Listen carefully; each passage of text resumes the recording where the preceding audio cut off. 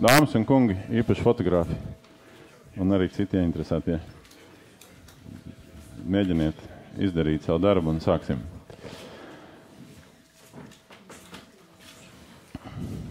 Tātad, man sauc Jānis Domburs, es esmu pieaicināts no šī pasākuma iniciatora, no uzņēmēju asociāciju puses vadīt šo pasākumu. Daži vārdi par kopējo uzstādījumu un formātu. Tātad nosaukums, ko ir inicijējušas šeit redzamās un pārstāvētās uzņēmēju organizācijas, diskusijai aicinot 4 partijas vai apvienības, kur šobrīd droši pretendē uz iekļūšanu 12. saimā. Nosaukums ir vai bez obligātu fizikas un ķīmijas eksāmena Latvija būs starptautiski konkurētspējīga. Tad tas bija nosaukums, kas tika definēts prezumējot, ka šis nav jautājums tikai par vienu izglītības nozari, šis ir jautājums par starpnozaru tēmu, par ekonomiku, zināmā mērā par labklājību, kur cilvēkiem būs kur strādāt, zināmā mērā par to, cik Latvijā būs daudz nodokļu un tam līdzīgi. Līdz ar to uzstādījums bija un aicinājums bija no 4 partijām deleģēt premjera amata kandidātus. Partijas reaģēja dažādi, kā mēs redzam, un 4 partijas ir pārstāvētas ar Straujumas kundzi kā esošo un kā potenciālo premjera amata kandidātu, Ruško kungu kā premjera amata kandidātu un 2 nenominētiem šajā amatā, bet Dana Reizniece Ozole no ZZS kā atbildīgās komisijas vadītājs šobrīd saimā un ar Nacionālās apvienības līdzpriekšsēdētāju Raivu Dzinteru. Par uzstādījumiem. Tātad tas formāts būs, ka uzņēmēji, kā iniciatori un kā uz paklā izsaucēji iesāks ar 2 prezentācijām, kur viņi mēģinās raksturot savu redzējumu par to, kāda ir problēma šai brīdī, par to, kāda ir bijusi pašreizējā vai līdzinējā politika Latvijā šai jautājumā, un par to, kāds ir redzējums, kam būtu jānotiek turpmāk uz priekšu Latvijas politikā, un par to, ko Latvijas politiķi piedāvā, kam būtu tālāk jānotiek. Pēc tam vārds būs 4 politiķiem, es aicinātu varbūt līdz pāris minūtēm ne vairāk novērtēt to, kas tiek pateikts, vai to, vai kam jūs piekrītat, vai ko jūs noliedzat, vai ko jūs alternatīvi redzat. Pēc tam mēs 1 stundas laikā esam diskusijās starp 2 paneļiem, kas šeit ir priekšā, un kur ir darba devēji, Tirdzniecības rūpniecības kamera un ieinteresētās nozars no elektrotehnikas līdz ķīmijai un no informācijas komunikāciju tehnoloģijām līdz kokrūpniecībai un mašīnu būvēji. Un pēc tam, sākot no 2. stundas, atkarībā no tā, cik intensīvi es lūkšu iesaistīties arī zālē, cik man teica, ka vairākums varētu būt izglītības nozara pārstāvēta, līdz ar to viņi varētu būt gan 3. puse, kaut kādos aspektos gan nē, bet katrā ziņā tie, kam zināmā mērā ir jāizpilda gan tas, ko grib viena, gan tas, ko grib otri. Tik tālu par uzstādījumu, kopējais darba laiks 2 stundas. Jums visiem priekšā ir mikrofoni, lūgums lietot mikrofonus nevar būt tāpēc, ka mēs milzīgi arēnā atrodamies, bet tāpēc, ka jūs šobrīd jau redzat Delfi portāla skatītāji tiešraidē, un līdz ar to viņiem ir arī jūs jādzird, un bez mikrofoniem viņi jūs nekādā veidā nedzirdēs, tikai redzēs kamerās. Tas arī ievadam viss. 2 prezentācijas no Normunda Berga un Līgas Mendelssones. Berga kungs ir izvēlēts kā pirmais. Lūdzu. Paldies. Labdien, dāmas un kungi. Politiķu pusē īstenībā ir perfekts dzimuma līdzsvars, biznesam vēl ir kur tiekties. Man ir tiešām liels prieks un gods būt tam, kurš atklāja šo te diskusiju. Laika mums nav daudz, tādēļ es mēģināšu būt un atvainot mani par to, ka būs vietas, kur es būšu ārkārtīgi konspektīvs un lekšu pāris slaidiem, lai tiešām mēs tiktu līdz diskusijām, kuras es ļoti ceru būs gan saturīgas. Tātad uzaicinātāja puse šeit ir redzama uz ekrāna, tātad tie ir saucamie parasti aizdomās turamie. Latvijas Tirdzniecības rūpniecības kamera, Darbdevēja konfederācija, Letera Likta, Kokrūpniecības asociācija un Mašīnbūves asociācija. Es sāku uzreiz ar uzstādījumu. Tas ir faktiski tā ir viena tāda ļoti vienkārša lieta, pa ko man šķiet, kad vajadzētu vismazāk diskusijas. Ja? Vienkārši to vajadzētu pieņemt un iet tālāk un diskutēt par sarežģītākām, smagākām un daudz grūtākām lietām. Ja? Tas ir kādā veidā veicināt šo te jauniešu un arī viņu vecāku interesi par eksaktām lietām un kādā veidā un kāpēc tas attīstīs Latvijas ekonomiku un kādēļ mēs strateģiskā nākotnē krietni tālāk dzīvosim daudz labāk. Bet šī ir tāda viena lieta, jo es esmu sapratis, ka ja ņem spektru vai ja ņem jautājums pārāk daudz un pārāk plašus, tad parasti tas sausais atlikums pēc diskusijas arī paliek ļoti, ļoti izplūdis un darāmo darbu saraksts ir tāds grūti aptverams un visbiežāk arī netiek pieņemt konkrēti lēmumi. Tātad industrija pieprasa atjaunot obligāto fizikas, ķīmijas vai dabas zinību eksāmenu 9. 12. klasē. Kas, starp citu, jau šā gada lēmums par tā atjaunošanu jau ir pieņemts ar ministru kabinetu lēmumu šā gada janvārī. Mazlietiņ kāpēc? Ja? Protams, kad uzreiz rodas jautājums, kādēļ tad tie uzņēmēji vai tās uzņēmēji pārstāvi to vēlās. Kāds ir pamatojums? Es sākšu ar tādu, varbūt diezgan sarežģītu un grūti izprotamu no pirmā acu uzmetiena bildīti. Mēģināšu paskaidrot, kas tur ir. Tas ir Amerikas autoritatīvas organizācijas PW pētījums par datorizācijas iespējamību dažādās tautsaimniecības nozarēs Amerikā tuvākajos 5 gados. Tas nozīmē, ka šī sadaļā šeit ir uzskaitītas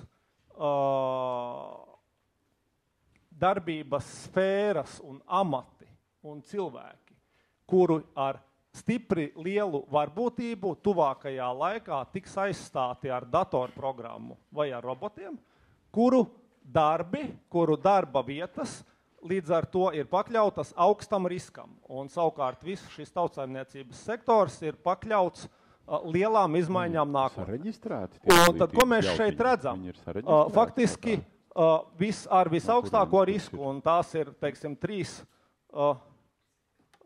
lielākā daudzuma, ja, teiksim, kur atrodas šī brīdī visvairāk cilvēku, ir servisa nozare, ir tirzniecība un tam pietuvinātais un visa veida biroja un administratīvie darbinieki. Ja? Tas nozīmē to, ka lietas, kas šobrīd pārsvarā, tie ir cilvēki, kas iet ar humanitārām izglītībām un kuriem šobrīd šķiet, ka viņu darba vietas ir drošībā un kad viņi ilgus gadus un varēs arī aiziet pensijā no šīm te savām darba vietām. Tai skaitā ir bankas. Bankas darbinieki ļoti liels daudzums no tiem apdrošināšanas sabiedrības un viss, kas cits, tā saucamās baltās apaklītes.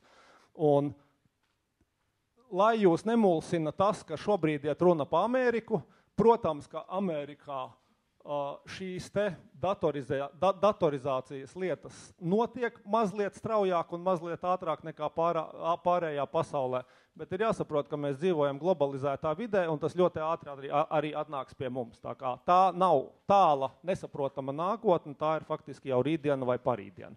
Tā ir viena lieta, kas ir risks. Droši vien, ka šie te pārējie slaidi tagad nākamie 4 vai 5, es pārskriešu viņiem pāri, jo viņi ir atkārtoti neskaitāmas reizes. Augsto tehnoloģiju nozares ir valsts labklājības pamats. Ja mēs skatāmies uz OECD valstīm, tad ar ārkārtīgi maziem izņēmumiem visiem ir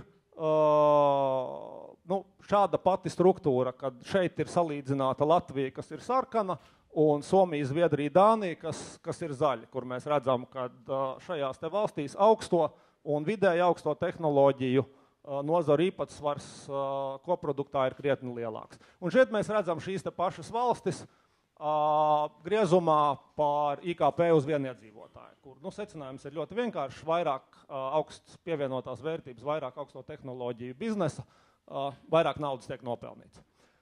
Tas pats attiecas arī uz darba samaksu. Šī ir no vida ņemta statistika, kur arī diezgan skaidri redzams, ka, teiksim, IT un komunikācija tehnoloģijās, tas vienkārši man tuvāk, mēs labāk paskatījāmies šo statistiku. Darba samaksa Latvijā, šeit iet runa par Latviju, ir krietni virs vidējā. Un šeit ir vēl viens tāds pats no vida datiem ņemta informācija, kur mēs arī redzam mazliet vēl vairāk saskaldīt par profesijām. Ka mēs redzam, ka radioinženieris, programmētājs, elektronikas inženieris, farmaceits, tās ir visas profesijas, kokapstrādes inženieris, kas ir būtiski virs vidējās darba samaksas valstī. Darba spēka piedāvājums un pieprasījums arī lieta, kas ir atkārtota neskaitāmas reizes, un tomēr droši vien, kad ir vēlreiz vērts atkārtot, ka darba tirgus pieprasa specialitātes dabas zinātnēs, matemātikā, IT un inženierzinātnēs, kas ir sarkanais stabiņš, savukārt izglītības sistēma piedāvā humanitārijās zinātnēs, mākslā un sociālajās zinātnēs, kur šis te augstskolu studenti, teiksim, pārsniedz piedāvājums pieprasījumu. Un vēl, protams, viens tāds neliels, bet, manuprāt, ļoti būtisks, un vismaz mēs ar to saskaramies ļoti bieži pēdējā laikā, ziņa ir, ka kopumā arī juristiem, mārketinga, komunikācijas speciālistiem ir jāzina egzakto zinātņu pamati, jo nevar ne tiesāties, ne pārdot, ne diskutēt par lietām, pa kuru uzbūvi vai rašanos, īstenībā ir ārkārtīgi vāja sapratne. Ko tad mēs gribam redzēt? Ja? Mēs gribam izglītot un labi apmaksātu darbu un darba spēku valsti. Redziet, tas robots jau ir atnācis šeit, ja? Viņš būs. Jeb mēs gribam valsti, kurā cilvēki tēlo atsvara lomu. Ja? Mums pat droši vien, ka nesanāks, mums to cilvēku ir pa maz, bet kopumā tā ekstrēmā virziena nozīmē, ka īstenībā apgāzīsies tas autokārs. Ja? Mums nebūs ar ko viņu noslogot. Pie izglītības. Kādā veidā mūsu izglītības sistēma šobrīd reaģē uz šo te situāciju pasaulē un tirgu. Šeit atkal šie ir vidusskolas eksāmenu kārtotāji vispārējās izglītības un profesionālās izglītības skolās. Mēs redzam krītošu līkni, ja? Šogad ir pirmais gads fizikā, kad licēja bija zem 1000. Ja? Tas ir tāds jauns rekords īstenībā. Ķīmijā viņi ir jau sen zem 1000. Salīdzinājumi ar matemātiku, ja mēs skatāmies, cik kopumā lika 16430. Ja? Tātad starpība 16430 pret 991 vai 561. Ja mēs atmetam no šiem te arodskolas, ja mēs runājam par tiem bērniem, par tiem cilvēkiem, kuri būs mūsu inženieri, vadītāji, augstākā līmeņa speciālisti un atmetam no arodskolas, tad mēs fizikā nonākam līdz 767 bērniem. Tas nozīmē, nav tālu vairs tā diena, ka mēs Jānīti, Pēterīti un Anniņu zināsim vārdos. Īstenībā mēs jau tagad viņus zinām vārdos. Ja? Bet mēs šobrīd jau pārtraucam runāt par statistiku. Ja? Mēs runājam jau par konkrētiem cilvēkiem. Mēs esam nonākuši tik tālu. Ko mēs redzam? Un kas ir vēl ļaunākais, ka ar gadiem visos rādītājos šis skaits ir krītošs. Vienīgais skaitlis, kurš iet uz augšu, ir skolu skaits, kurās eksāmenu nekārtoja neviens. Ja? No tātad šīm te skolām neviens skolnieks šajos gados nekārtoja eksāmenu. Pēdējā gadā tās jau ir 157 skolas. Ja?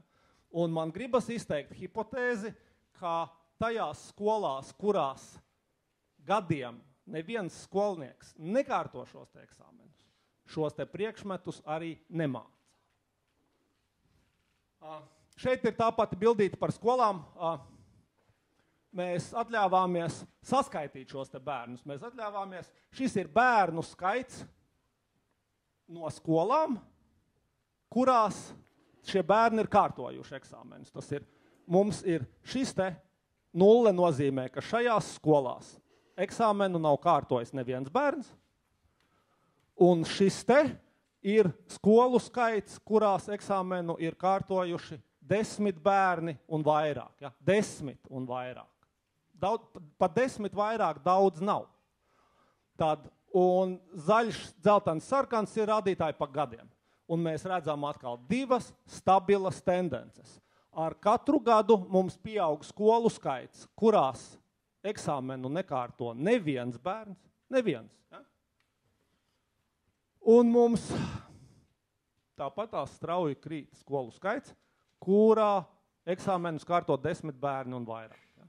Un vēlreiz atceramies, ka šo te uzstādījumu, kad mūsu prāti ir ļoti liela varbūtība, ka ja nekārto eksāmenu neviens, visticamāk šo priekšmetu arī nemāca.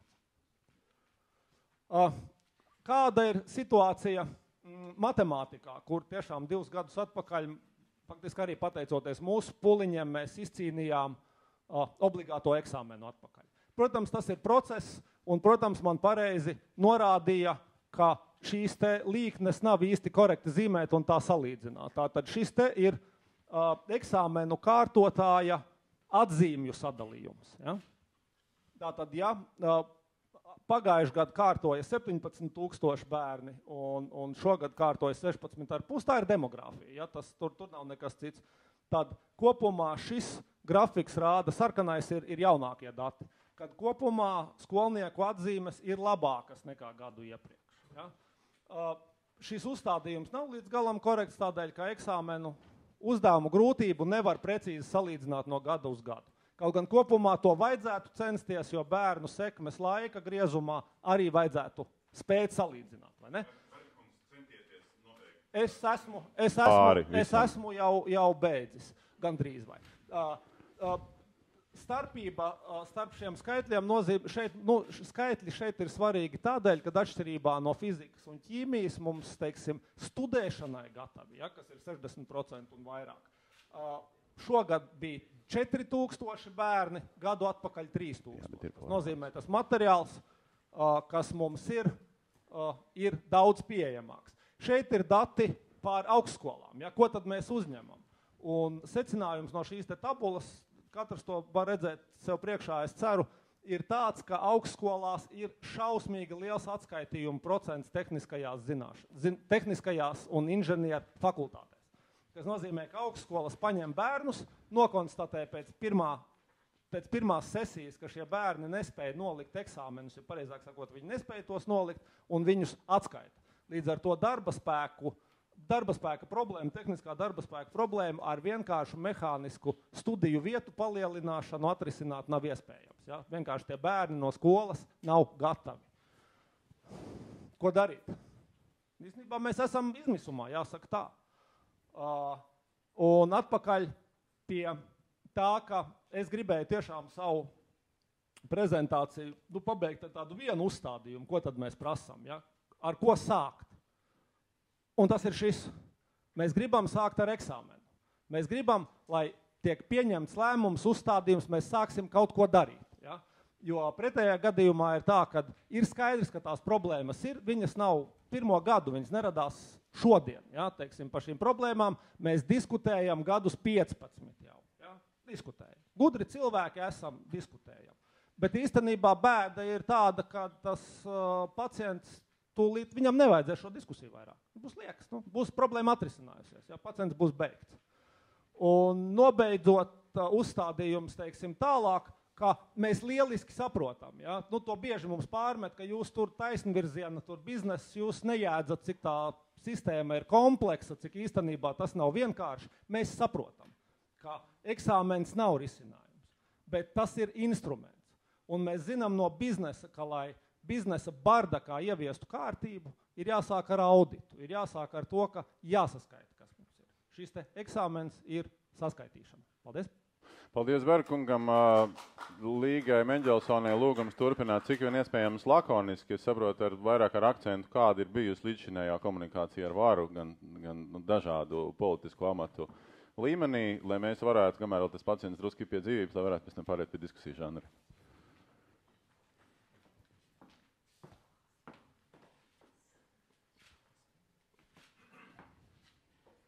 Tieši es sākšu ar to, ka vēlreiz atkārtošu, ja Normunds Bergs runāja par rītdienu un rādīja jums Amerikas pētījumu par to, kuras profesijas būs digitalizējums, kuri cilvēki varbūt pat intelekts būs digitalizējums, tad ekonomikas ministrijas vidēja termiņa darba spēka prognozes mums saka par šodienu. Un tiešām tā ir 20. gada prognoze, cik tieši dabas zinātņu, matemātikas, IT speciālisti, inženieri speciālisti, ražošanas, būvniecības speciālisti mums būs vajadzīgi. Un tas ir 21,600 speciālisti. Un mēs uzskatām, ka tā jau ir šodien, tāpat vairs nav rītdiena. Zinot, ka izglītības sistēma tā ir ilgtermiņa sistēma un nekas nenotiek rītdienas brokas laiku. Tā ir vēlreiz tā pati salīdzinošā diagramma, kur mēs redzam, ka humanitāro un sociālo zinātņu speciālistu skaits būtiski pārsniegs pieprasījumu, savukārt inženierzinātņu un informācijas komunikāciju tehnoloģiju speciālistu skaits ievērojami pārsniegs piedāvājumu. Ko darīt? Darīt jāsāk jau šodien.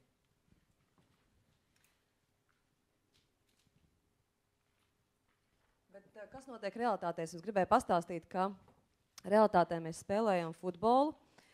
Mēs, futbolā vismaz ir iespēja gūt kaut kādus vārdus, bet šeit šobrīd ir tāda, bumbas pārsišana no vienas laukuma puses uz otru, bet vieni vārti ir ciet un rezultātā no vienā pusē ir ekonomikas ministrija, darbdevēja konfederācija, kamera, nozara asociācijas, pat ministrs kabinets ar pieņemto lēmumu un saima varbūt, bet otrā pusē ir izglītības ministrija, kura saka, ka tas nav iespējams. Tāpēc mūsu jautājums ir, kur mēs ņemsim speciālistus tuvākos 3 gadus. Tas, kā tas izskatās šobrīd, ko mēs esam darījuši, tad pagājušā gada maijā bija gan Tautsaimniecības padomes lēmums par šī eksāmena nepieciešamību.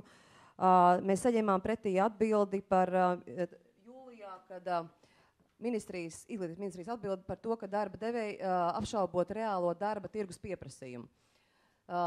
Novembrī aizsūtījām vēl vienu organizācijas vēstuli par situāciju. Saņēmām faktiski neko nesaņemām pretī, bet pretī bija jūlijā bija informatīvais ziņojums un atbildes vēstule, kad joprojām mēs apšaubām šo te vajadzību pēc centrālā eksāmena. Savukārt jūnijā šogad mēs tikāmies ar izglītības ministriju un rezultātā šogad augustā bija vēl viena publiska uzruna no ministrijas puses, kad eksāmens nav vajadzīgs. Kāds ir, protams, arī saprotami arī pozitīva momenta ministrijas piedāvājumā, un tas ir skaidrs, kad ir vajadzīga monitoringa sistēma, ir vajadzīgs mūsdienīgs nodrošinājums, ir vajadzīga arī motivācijas sistēma un cilvēku resursu kapacitāte. Bet tas, kas ir absolūti negatīvā puse, ko mēs saliekot plusus mīnus, tad mēs redzam, ka faktiski tas viss ir tāds būvēts uz plūstošajām smiltīm, jo iet runa par 17. 18. mācību gadu, un es uzsveru pēc nepieciešamā finansējuma saņemšanas. Tātad, ja finansējums nebūs, tad, protams, arī šis jautājums ir zem ļoti, ļoti apdraudēts. Un savukārt interešu izglītībai, kas, protams, ārkārtīgi svarīgi tieši pie šīm zinātnēm, tad iespējams tikai no 17. gada, ja būs Eiropas Savienības fondi. Tātad tā nav valstiska nostāja. Un kā izskatās, kad arī šīs iniciatīvas ies pie tā saucamajām jaunajām politikas iniciatīvām, kuras, protams, pie šīs situācijas un pie tā, ka Finanšu ministrija ir pazeminājusi mūsu IKP prognozi, pieauguma prognozi, tas viss kļūst ļoti apdraudēts. Un vēlreiz mēs uzsveram, ka, protams, kad eksāmens nav panacēja, bet ir vajadzīga integrēta pieeja gan zināšanu novērtēšanas sistēmai, kas ir salīdzināmi, un beigulā tas ir kaut kāds barometrs, tā ir kaut kāda temperatūra, ka mēs saprotam, kur mēs atrodamies. Ir vajadzīgs atbalsts interešu izglītībā, jo šobrīd ir kaut kā 4,5%, kas vispār iesaistīti interešu izglītībā.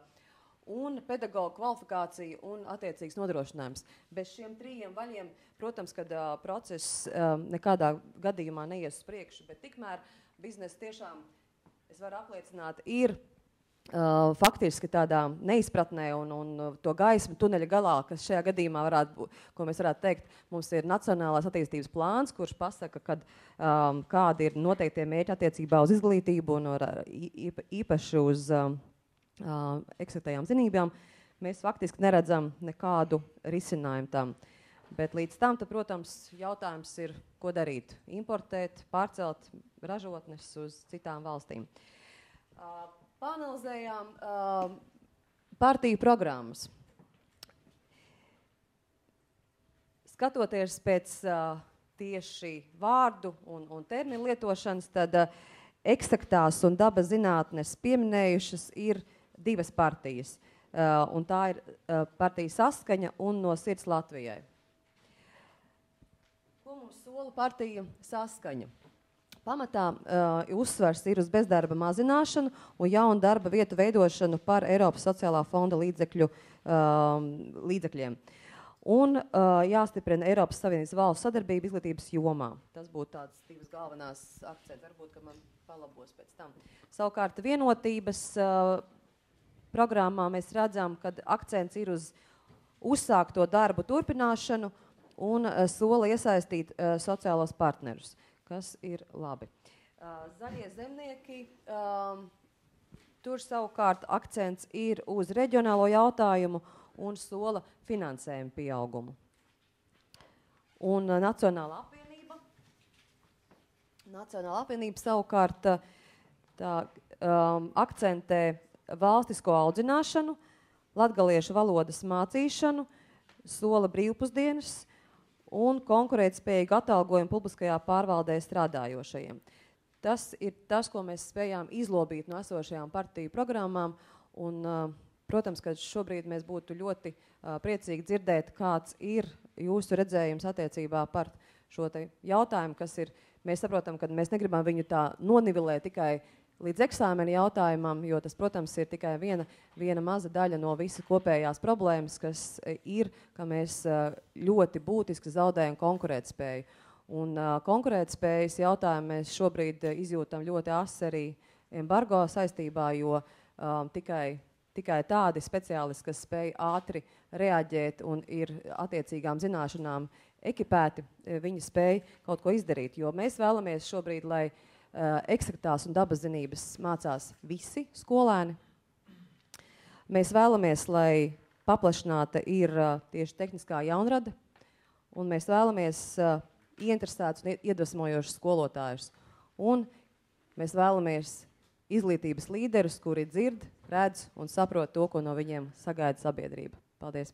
Paldies. Mēs pareizi saprotam, ka šis pēdējais 4 partiju uzskaitījums faktiski bija rezumējums, ka jūs redzat vienu prioritāti un partija šo prioritāti kā prioritāti neredz, vai ne? Nu, tāds varētu būt lakonisks. Ja mēs tā savēlkam kopā, cik partijas ir pateikušas precīzi vārdu dabazinības un eksaktās priekšmeti, tad, protams, ir tikai 2 partijas. Jā, no kurām viena ir pārstāvēta. Paldies 4 partiju pārstāvju redzējumi tagad tālāk. Tikai lūdzu atstājiet nevis vienas partijas reklāmu, tagad jau vai antireklāmu, nezinu kā, bet uzlieciet kaut kādu būtiskāko slaidu, kas jums šķiet ir jāuzstāda politiķiem. Kā jūs novērtējat šos spriedumus, kritiku, hipotēzes, problēmu uzstādījumus?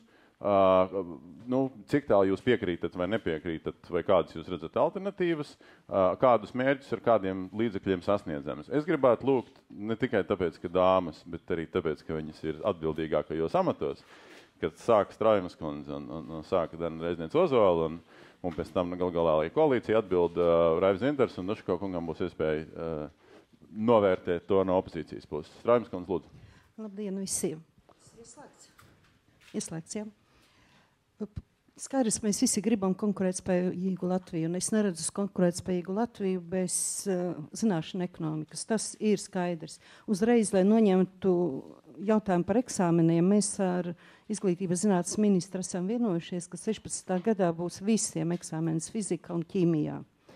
Bet šis eksāmens neatrisina tos jautājumus, par kuriem Berga kungs un Mendelsons kundze runāja. Jo jautājums loks ir daudz plašāks. Pirmkārt, kāda ir izglītība, ko mēs gribam no bērniem? Mēs gribam, lai bērni ir radošas personības pēc skolām, lai bērni prastu domāt. Mēs gribam duālo profesionālo izglītību, kas ir mūsu programmā ierakstīts un ko mēs veiksmīgi esam pieņēmuši likumu, un mēs pāriesim uz Vācijas sistēmu par duālo izglītību, kas ir saistīta tieši ar profesijām. Un mēs gribam kvalitatīvu augstāko izglītību. Un ja tikai eksāmens būtu tas risinājums, tad tas būtu ļoti vienkārši. Līga rādīja jau 3 vaļus. 3 vaļi ir nepietiekoši. Vēl es gribu ar jūsu dārziņā iemest bumbu, uzslavējot kokus, piemēram, kas iet uz profesionālām un kopā ar profesionālo skolām iesaistās bērnu izglītošanā. Arī profesionāla organizācijām ir jārada interese par konkrētām nozarēm.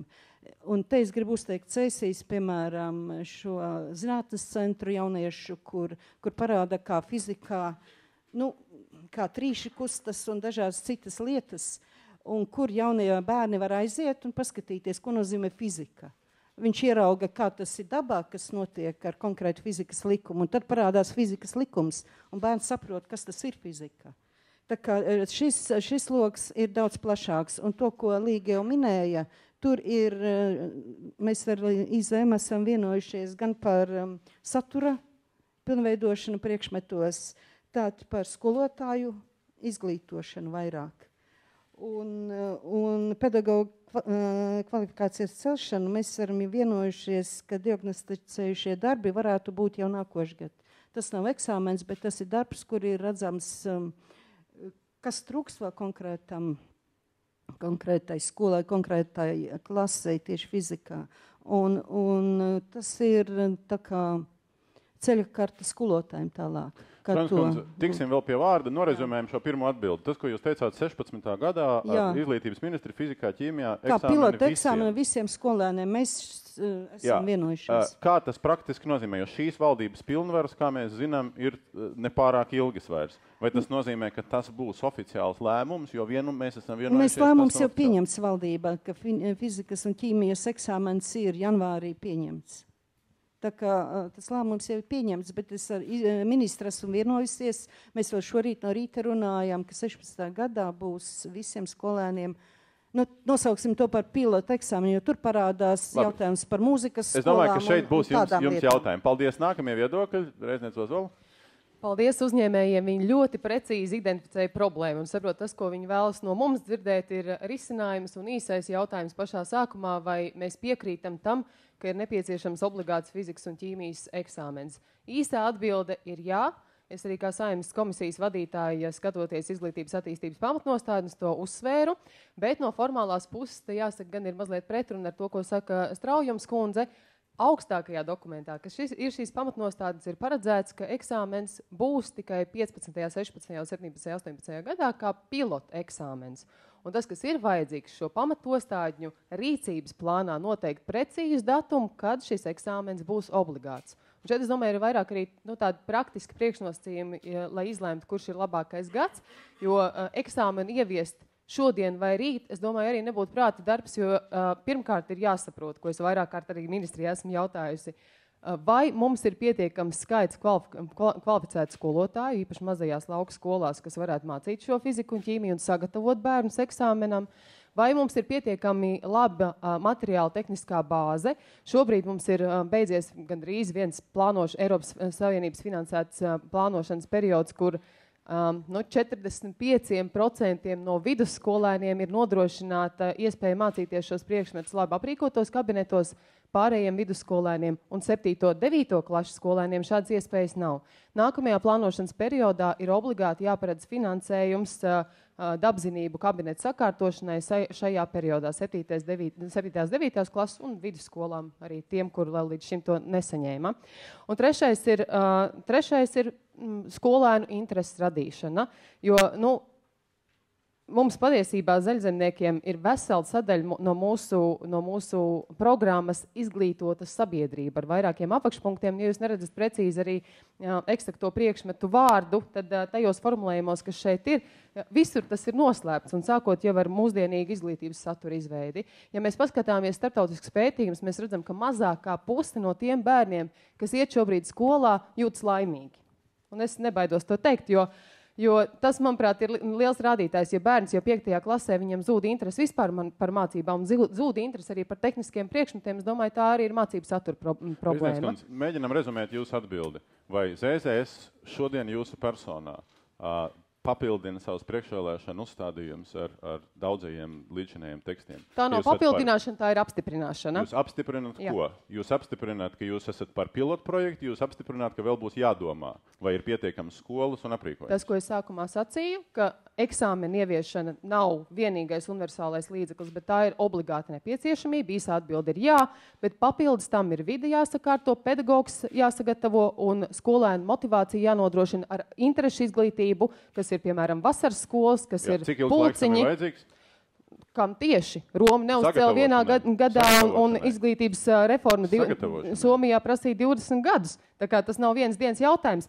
Nākamajā gadā, piemēram, prasot šobrīd jaunas politikas iniciatīvas izglītības ministrijai arī interešu izglītībai, tehniskās interešu izglītībai ir ielikusi 3,5 miljonus, tiesa gan kā 18. prioritāti. Mēs no Saeimas puses uzskatām, ka būtu arī finansējums tādam mērķim jāpiešķir. Dzirdēju. Paldies, Zintarkungs.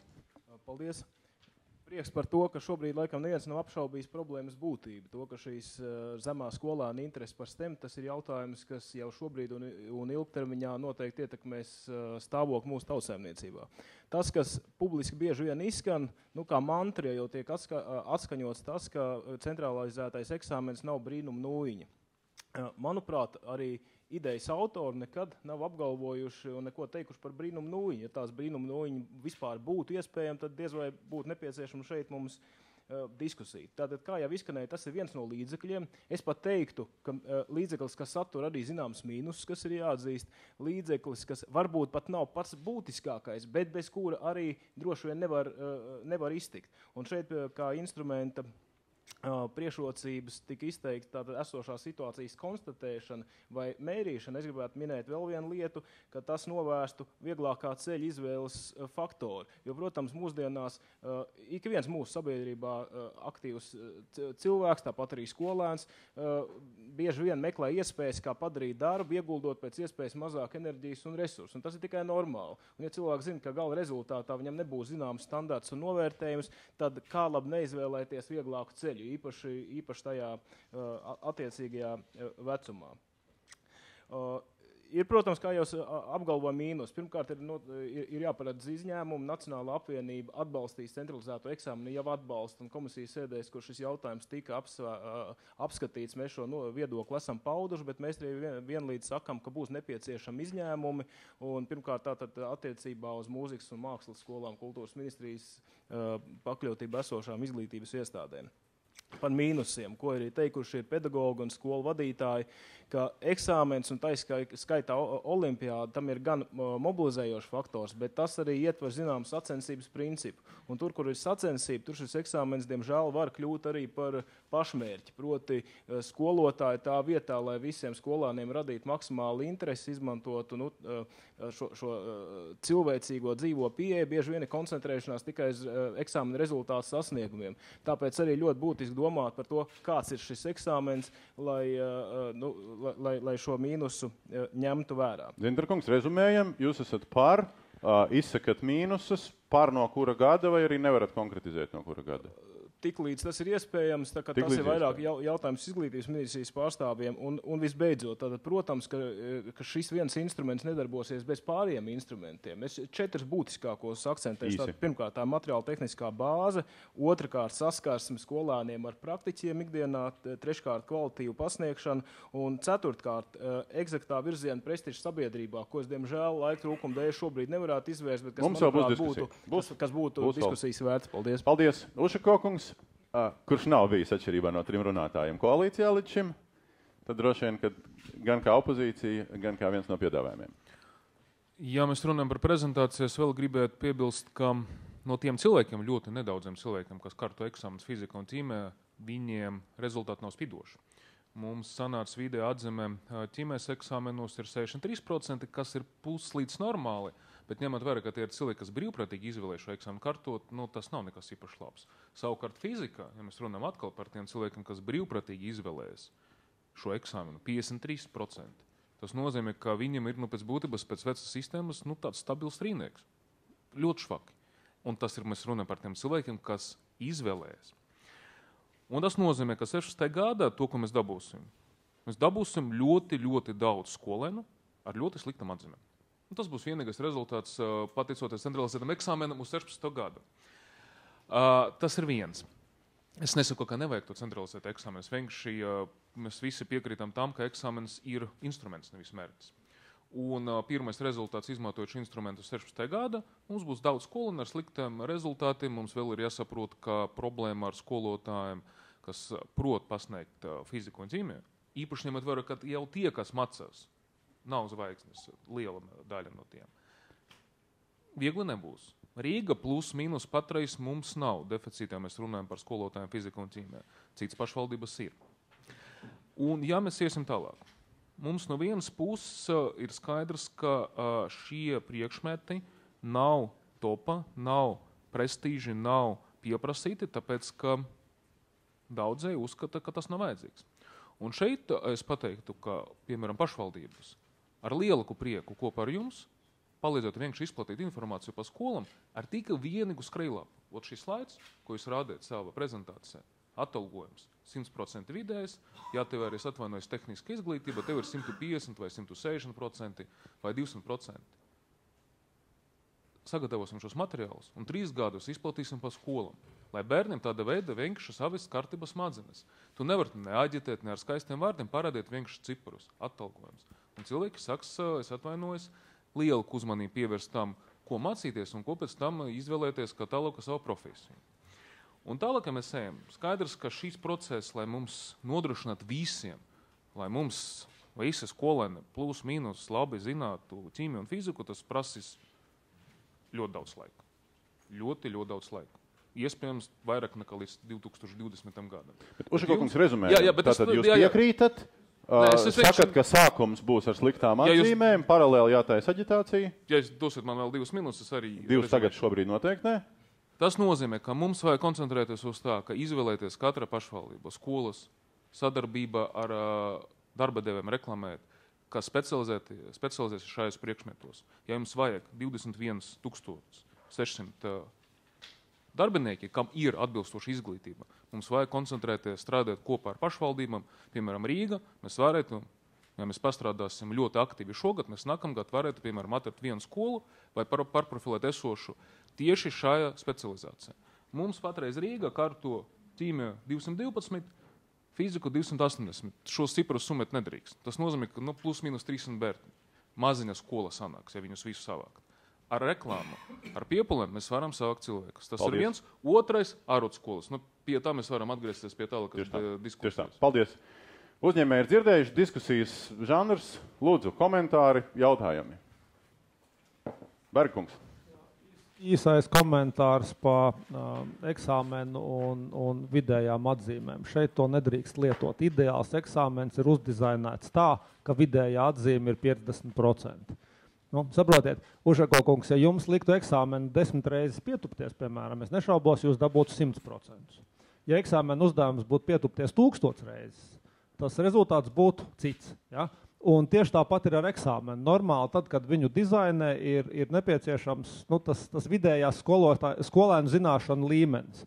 Un tādēļ tas arī bija nepareizais, man diskutablais slaids par no gadu uz gadu. Ja? Tas ir jāsaprot, ka šeit nevajadzētu teikt, ka ir slikti 50% vidējā eksāmena atzīme. Tā ir brīnišķīga atzīme īstenībā. Tas nozīmē, ka eksāmens ir pareizi uzdizainēts. Paldies. Vēl uzņēmēji, ko jūs sadzirdējāt, ko jūs nesadzirdējāt, jums jāvērtē tagad. Bez eksāmena zīmēm. Lūdzu. Ir labi. Atsaucoties to, ko Ušakovkungs teica, par to, ka nozarēm ir jāstāsta, par to, ka nozarēm draud. Liels alsts, liela atalgojuma. Vidē nozare, mēs šo vēstījumu jau vairākus gadus nesam, un jāsaka godīgi, viņš ir sadzirdēts. Bet tas, kas nav sadzirdēts, un tas, ko mēs redzam pēc tam, gan Tehniskajā universitātē, gan Latvijas universitātē, tad jaunieši nav spējīgi pēc tam mācīties. Un tā problēma ir tā, ka Tehniskā universitāte vairākus gadus veic pētījumu pirmā kursa studentiem, kādas ir viņu matemātikas zināšanas, kur ir 5 nelieli uzdevumi. 3 ir no pirmās klases, 3 ir no 7. klases un 2 ir no vidusskolas. Un no gadu uz gadu ir viens stabils rādītājs. Vairāk kā 50% ir nesekmīgi. Ja? Un tas ir tas jautājums, kad pēc būtības, kā mums ir jāmaina šī skolas izglītības sistēma, lai šie bērni, aizejot uz augstskolām, būtu gatavi vispār studēt. Jūs atdzirdējāt atbildes, kā jāmaina? Jūs atdzirdējāt cēloņu risinājumu? Nesadzirdēju. Tas, ko es gribētu, lai mēs par šo runātu arī. Jā, jo ir piemēri. Izskrienam cauri jūsu reakcijām. Jā, paldies. Man ir viens jautājums, kurā es nedzirdēju nekādu tādu ierosmi. Ja? Saprotiet, te ir viens būtisks jautājums, analizējot situāciju pēdējos pārdesmit gadus izglītībā Latvijā. Saprotiet, personīga atbildība par savu darbu. Ja? Un šeit mēs par savu brāķi maksājam ļoti dārgi.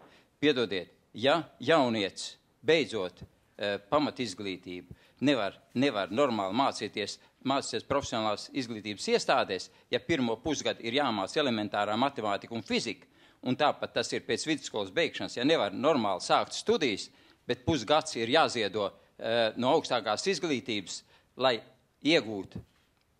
jaunietis apgūtu pamatzināšanas, piedodiet, tā tad ir saražots brāķis. Un man tiešām ir par to kauns, un tā ir mūsu atbildība, sabiedrības un nākotnes priekšā. Un to es gribētu dzirdēt atbildi. Kā būtu jāizpaužās politiskai atbildībai? Jums ir versija? Ne? Par politisku atbildību es labāk nerunāšu, jo man ir savs viedoklis par politisku atbildību. To jau var drīkst te paust. Vēl šitā flanga viedokļa, Zenziņa kungs? Es gribēju tikai noprecizēt to, ko es dzirdēju. Es sapratu no Reiznieces Ozolas kundzes, ka tad ar 2016. gadu ir obligātais eksāmens, vai ne? Bet ar pāriem es īsti nesapratu. Tad ar 2016. gadu jā vai arī ne? Tur bija atrunas, vai ne? Lūdzu? Jā, ir vairākas atrunas, kā es sacīju, ir svarīgi saprast, vai būs skolotāji, bet tas mērķis, mūsuprāt, mērķis, lai eksāmeni obligāti kārtotu tie, kas šogad sāk 10. klasē mācīties. Un lai viņiem jau ir informācija par to, ka viņi tad, kad beigs vidusskolas posmu, ka viņiem būs šis obligātais eksāmenis. Līdz tam pilota eksāmeni pārbaudas skolotāju sagatavotību, vispraktiskās lietas, kas ir nepieciešamas, lai tiešām varētu sagatavot tos bērnus eksāmenam. Un līdzīgs jautājums vienkārši visiem. Es vienkārši gribu no pārējiem jūs nesapratāt. Nesapratām. Pilota eksāmenis no 16. gada virzoties uz obligāto centralizēto eksāmenu pēc iespējas ātrākā laika posmā, bet ar izņēmumu statusiem, tā izskaitā kultūras ministrijas pakļautībā esošām izglītības iestādēm. Pasakiet vēlreiz konkrēti Enziņa kungam, lai viņš var pierakstīt. Jā, pateikšu konkrēti, jā, ka 2016. gadā visiem. Mēs šodien no rīta ar visiem bērniem, visiem bērniem. 9. un 12. klasi ir. Ne, 12. Mēs domājam pa vidusskolu, es runāju šobrīd. Bet tas kā pilota eksāmens, un tad mēs redzēsim, kas tur ir jāprecizē, jo tas, ko Dan teica par visām skolām, kas ir ar mūziku un kultūras un citas, kas ir specializētās skolas, tur ir tomēr jādomā, vai tajās skolās ir vajadzīgs. Bet eksāmens nav vienīgais, un tas ir skaidrs. Tur ir vesels komplekss, ko te jau teica kolēģi. Uško kungs var pateiksiet, lai Enziņa kungam ir precīzs dokumentējums. Eksāmeni var ievest tā laika, ka tie skolnieki, kas patreiz mācās, viņam ir laiks izvēlēties priekšmetu, un attiecīgi, kad viņš šo priekšmetu pabeidz mācīties, viņš var nokārtot eksāmenu. Ja viņš patreiz to nemāc, tu nevar viņam arī likt, viņš brīvprātīgi atbilstoši esošai sistēmai nav izvēlējis šo priekšmetu, un tad viņu arī nevar prasīt. Tas nozīmē 3 gadi? Vismaz, jā. Tad mēs varam ievest to kā obligātu centralizētu eksāmenu. Tas ir loģiski attiecība pret tiem pašiem bērniem. Enziņa kungs, ar to jūsu jautājums ir izsmelts šajā brīdī, ja? Klaus kungs un Meģelsons kundze. Jā, es gribētu vērst uzmanību, ka patreiz vairāk visi runā par vidusskolas beidzējiem, bet es ar Rantiņu, kas ir uz zemes balstītās nozares, mēs īstenībā procents, cik ir ar augstāko izglītību cilvēki vajadzīgi mūsu darba vietās. Nu, viņš ir vajadzīgs, bet katrā ziņā viņš nav tas 50+%. Mums ir vajadzīgi profesionāls izglītības beidzēji. Un šajā gadījumā ir jautājums, kaut vai pilnīgi piekrīt, ka es arī, kā skolēns, es vēl atceros šos laikus, un šis ir pirmais gads, kad es ar tādu kamolu mutē negaidu 1. septembri, kad laikam nebija lielākā mīlestība pret mācīšanos.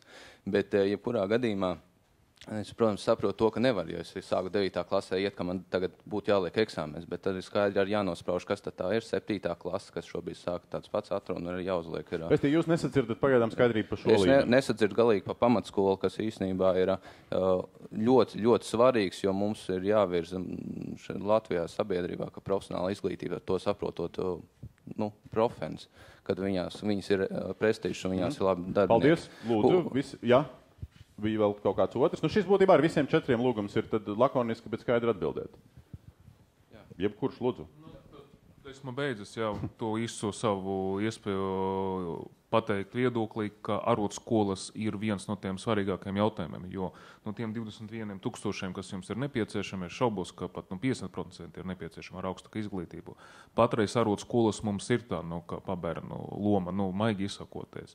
Un sen jau notiek diskusijas, ļoti vāji ar atbildīgu ministriju, ka pašvaldības būtu gatavas pārņemt arotskolas. Piemēram, Rīga ir gatava pārņemt arotskolas, sakārtot šo jomā ar atbilstošu finansējumu, lai mēs varētu pacelt gan prestīžu, gan kvalitāti, lai arotskolas tiktu vienlaicīgi pasniegt arī citu priekšmetu, lai tiem cilvēkam būtu normāla vide izglītība ar atbilstošam vēl tehniskam iemaņam. Klauskungs, tas ir pietiekami par jums kā atbildi, ja mēs vajag konkrētāk? Man vajag arotskolā sāk mācīties ar 10. klasi.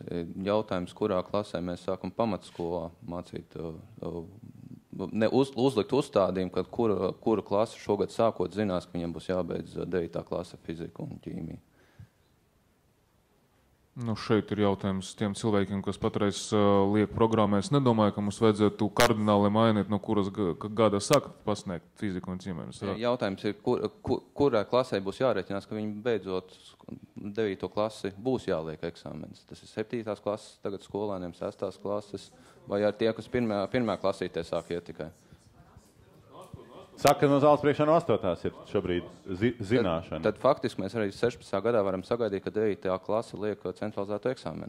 Kādēļ es īpaši uzmanību vērstam vidusskolas posmam?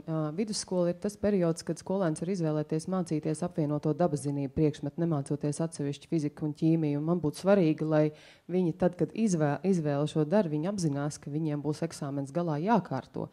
Pamatskolā viņi jau mācās fiziku un ķīmiju. Bet tas nozīmē, ka mēs varētu sākt jau ar šo gadu, principā. No nākamo gadu vai ar šo mācību gadu?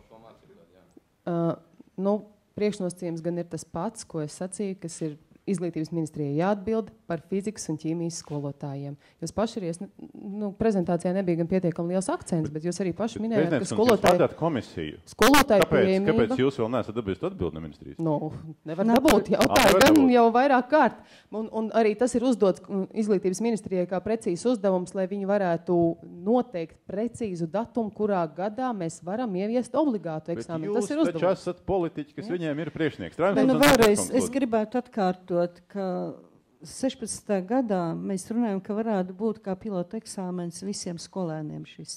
Iespējams arī 9. klases. Iespējams vai noteikti? Tad man ir ar speciālistiem jāpakonsultējas, bet tas, ko... Strājums kundze, jūs kandidējat vēlēšanās? Vai jums ir piedāvājums vai nav? Es jums vēlreiz atkārtu, es jau teicu 16. gads, 12. klases eksāmens, bet par 9. klases mēs tur nebūtu tādu īpašu problēmu 9. klasē, jo viņi mācās visi. Pēc vidusskolas tur ir lielākas problēmas, jo viņi var izvēlēties... Randiņkungs un Klauskungs, es saprotu, saka, ka ir problēmas. Bet problēma jau ir par kvalitāti, ko runāja ne jau fizikā, ķīmijā, matemātikā, visos priekšmetos. Klauskungs, bez eksāmena ir problēmas. Es gribētu teikt, ka eksāmens nav, viņš ir kvalitātes mērīšanas instruments, nevar būt arguments, ka nav skolotāji. Tas nozīmē, ka šīs skolas būtu sen jau būs jāslēdz, ja viņās nevarēja mācīt fiziku, ķīmiju, kas ir obligātais priekšmets. Šajā gadījumā, ja tas ir obligātais priekšmets, tad teorijā mūsu skolotāji ir, un teorijā bērni ir apguvuši kaut kādā līmenī, un ar šo eksāmenu mēs varam nomērīt. protams, es arī ar empātiju spējām. Nebūs jākārtot teorētiski, tas būs praktisks uzdevums bērnam, ar kur būs jātiek galā, un jūs paši zināt, kāda ir reālā situācija, kas vidējais vecums fizikas un ķīmijas skolotājiem ir virs 50 gadiem.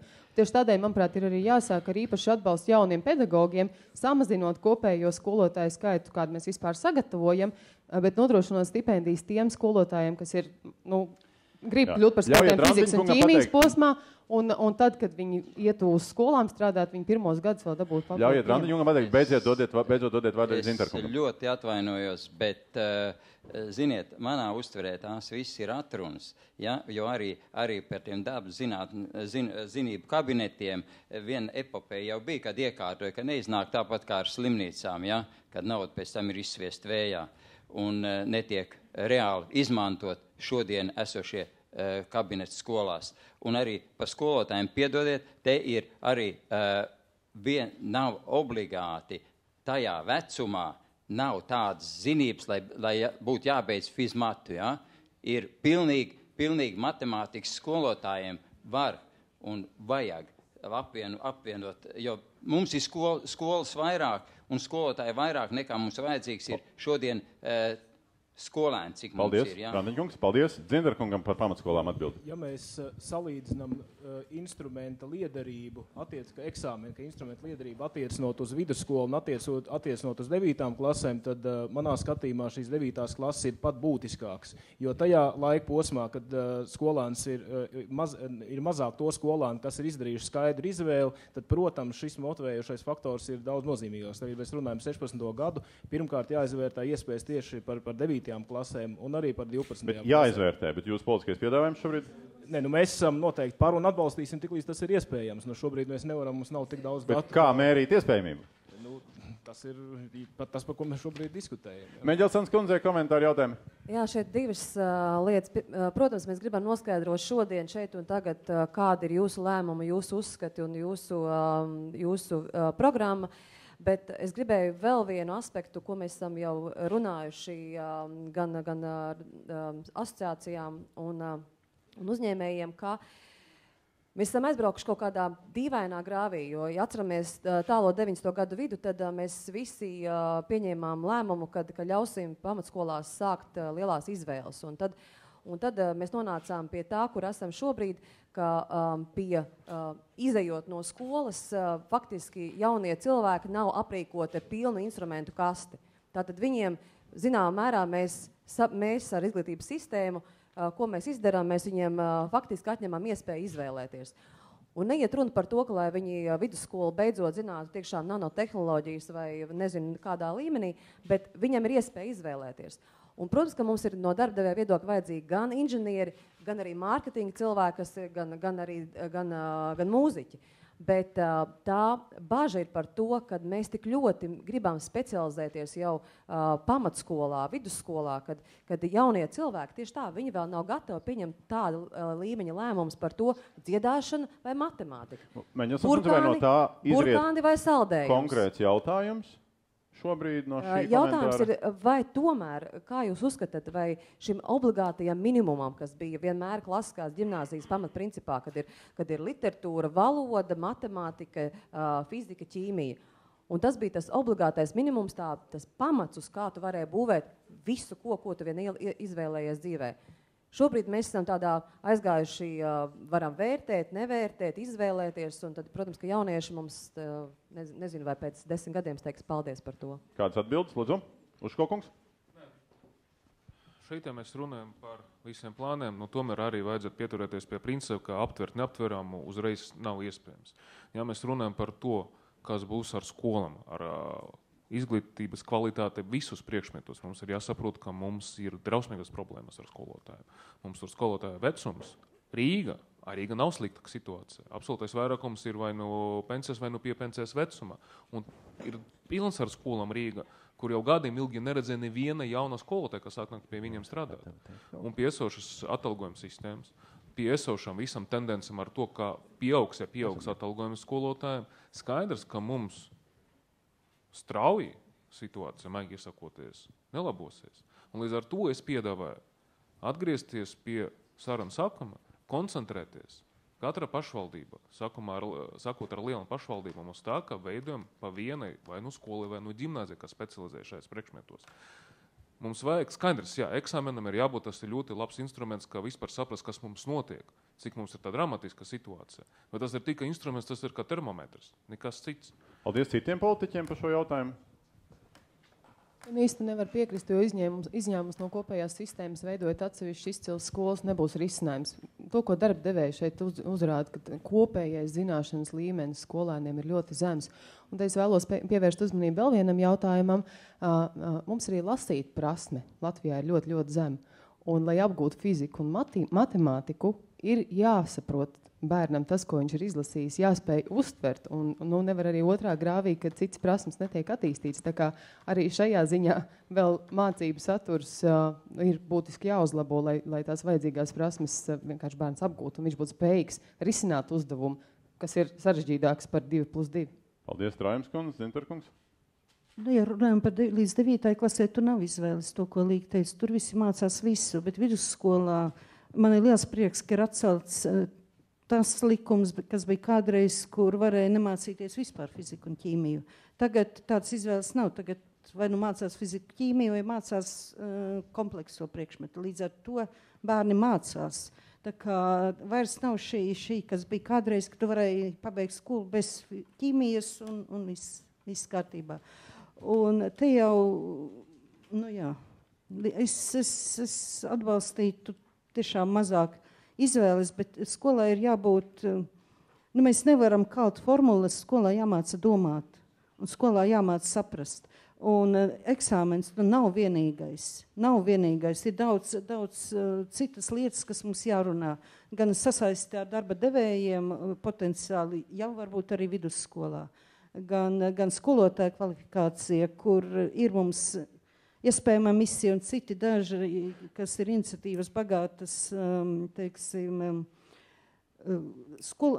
skolotāju kustības, varbūt tā nosaukt, kas māca. Paldies, man tikai aicinājums. Mums ir jādomā par personību un par mums ir jādomā un jārunā katru dienu priekšvēlēšanu laikā. Mums ir jādod piedāvājums. Zintarkungs? Par to piedāvājumu runājot, īstenībā jau tie instrumenti, par ko mēs diskutējam šobrīd, viņi ir vajadzīgi, bet pie pašreizējā pedagoga atalgojuma tās ir lielā mērā cīņas ar veidzirnavām.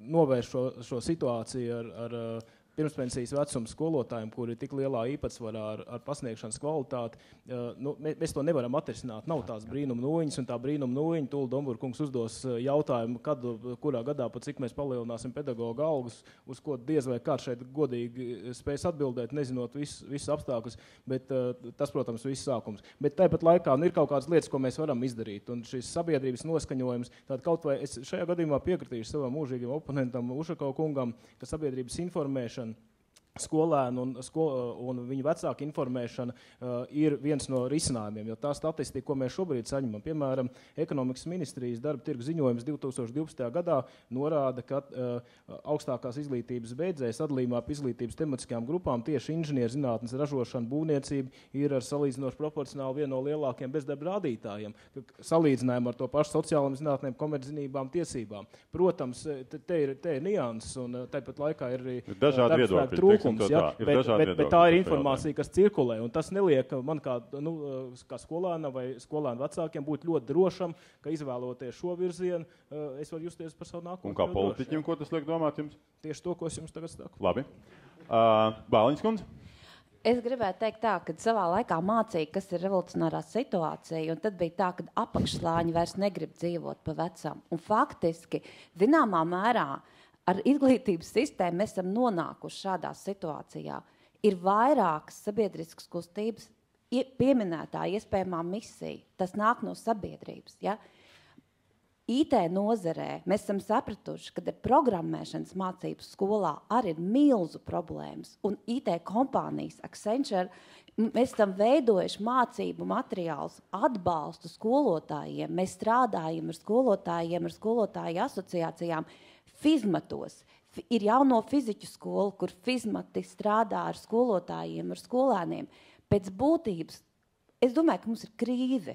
Ka mums ir krīze vispārējā izglītībā. Un to neatzīst? Un jautājums ir, ko darīt? Un ko politiķi piedāvā šajā situācijā darīt? Jo pēc būtības viss tas, par ko mēs runājam, norāda vienkārši uz to, kad ir krīze vispārējā izglītībā.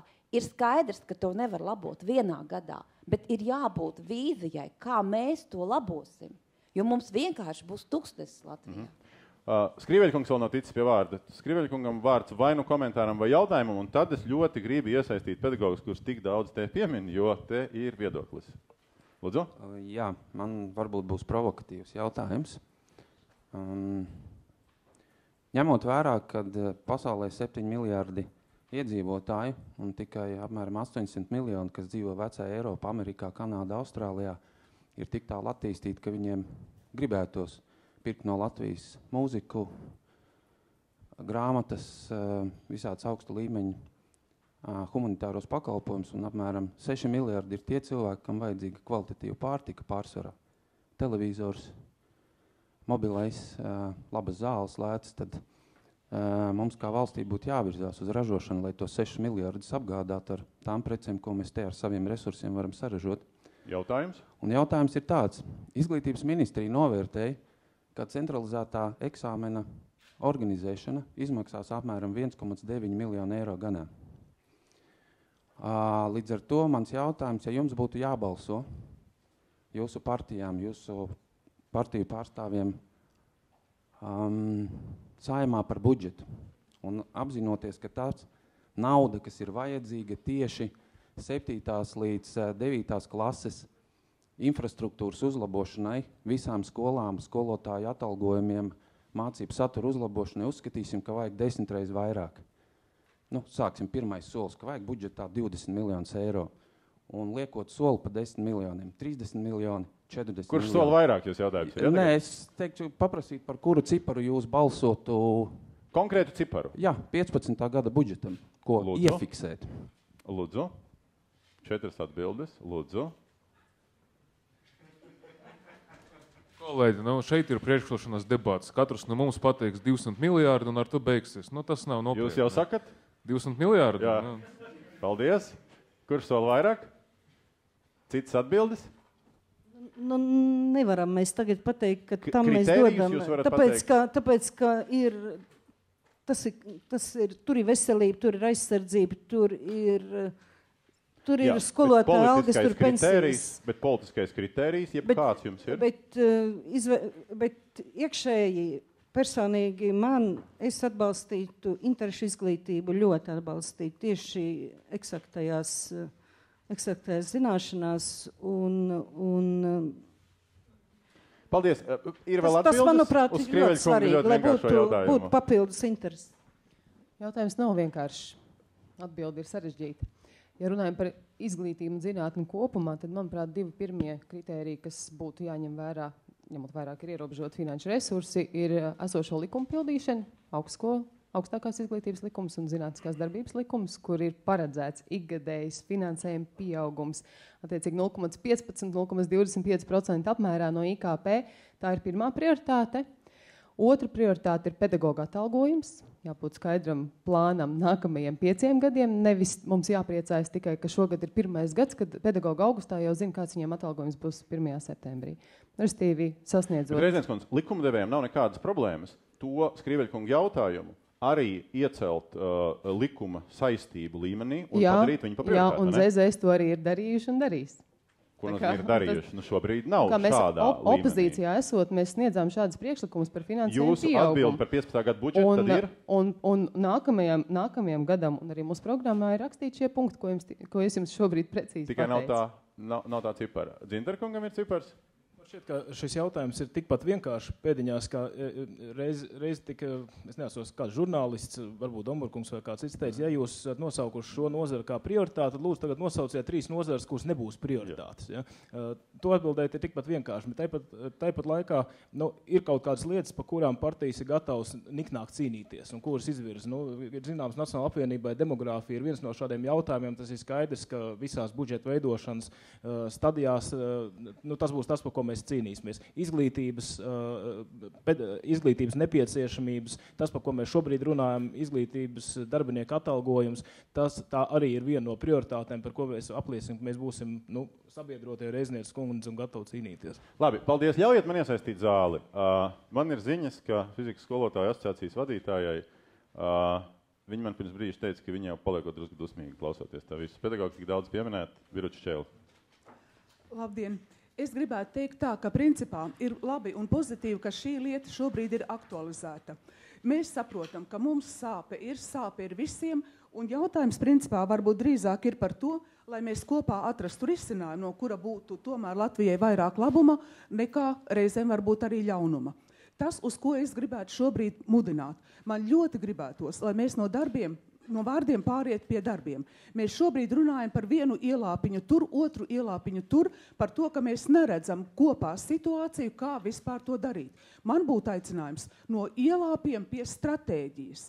Ko mēs Latvijai gribam? Tātad šo te stratēģisko izglītības skatījumu un tad domāt paralēli, protams, arī par to, kādā veidā mēs to varam izdarīt. Un pats galvenais, kur es aicinātu no vispārīgām runām pie vārdiem, tas ir par kādiem līdzekļiem, kādā veidā mēs to izdarīsim. Ir šobrīd absolūti naivi domāt, kā ar parunāšanu, ar kārtējo reizi skolotāju nolamāšanu pie lietas nolikšanu, un viņi visu neko nedara, kaut kas risināsies. Ir jādomā par to, kā izdarīt. Es runāšu par dažām visiem zināmām lietām. Nevar būt Latvijas un jebkuras citas valsts izglītības sistēmas kvalitāte augstāka par to, kas izpildi. Tas ir par skolotāju izglītības kvalitāti. Tātad tas numur 1, ko arī piekdien es teicu, un arī pirms gada mēs runājām, skolotājs principā šai ziņā ir ļoti lielā mērā atstāt šai cīņā viens. Es nedomāju, protams, man jāpieļauj dažādas situācijas, ka Latvijā būtu daudz to skolotāju, kuri negrib darīt, kuri nestrādā vai kuri negribētu izdarīt savu darbu maksimāli labu. Ir runa tikai par to, cik stratēģisku, metodisku un visa cita veida līdzekļu ir skolotāja rīcībā, lai viņš šo savu darbu vispār varētu veikt. Es ļoti gribētu piekrist šeit runātajā Danas Reiznieces kundze, un uz ko es visus mēģinātu šobrīd aicināt. Mēs, protams, gribam šaut šobrīd uz šo lielgabalu, mēs redzam, jā, varbūt 12. klases eksāmens ir kaut kas, ar ko mēs gribam piespiest. Es ļoti visus mēģinātu aicināt sākt šo situāciju risināt no apakšas. Es sapratu, ka daļai vēl nav skaidrs, mēģināšu pateikt. Fiziku, matemātiku kā atsevišķu priekšmetu sāk mācīt un māca 2 gadus 8. un 9. klasē. Un šī ir tā situācija, ar kuru šobrīd ir jāsāk, jārunā, jādomā un kur mēs varam izdarīt. Tad, kad mums aiziet pašpulsmē šie pirmie 2 gadi, mēs mēģinām saglābt to, ko vairs saglābt praktiski nav iespējams. Un tāpēc mēs esam klausījušies un arī dzirdējuši arī Ines Druvietes kundze par to, ka ir vajadzīgs līdzsvars. Paskatāmies, kāds šis līdzsvars šobrīd ir, to var likt tikai pēdiņās. Mums ir valodas, kas ir jāliek kā obligāti eksāmeni un nevienu latviešu un tam līdzīgi. Mums ir vēsture, kur jākārto kā obligātais eksāmenis, ko visi saka, tas ir politisks pasūtījums. Un visiem šiem humanitāriem sociāliem priekšmetiem absolūtā nelīdzsvarā. Paldies Normundam par to bildi, to mēs varam teikt arī izglītībā.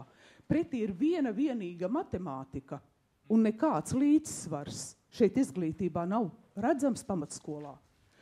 Nav runa par to, kāda veida, bet šiem te pārbaudas darbiem, ja mēs runājam vismaz par oficiāliem valsts pārbaudes darbiem, 9. klase ir tā lieta, kur tam ir obligāti šobrīd jābūt.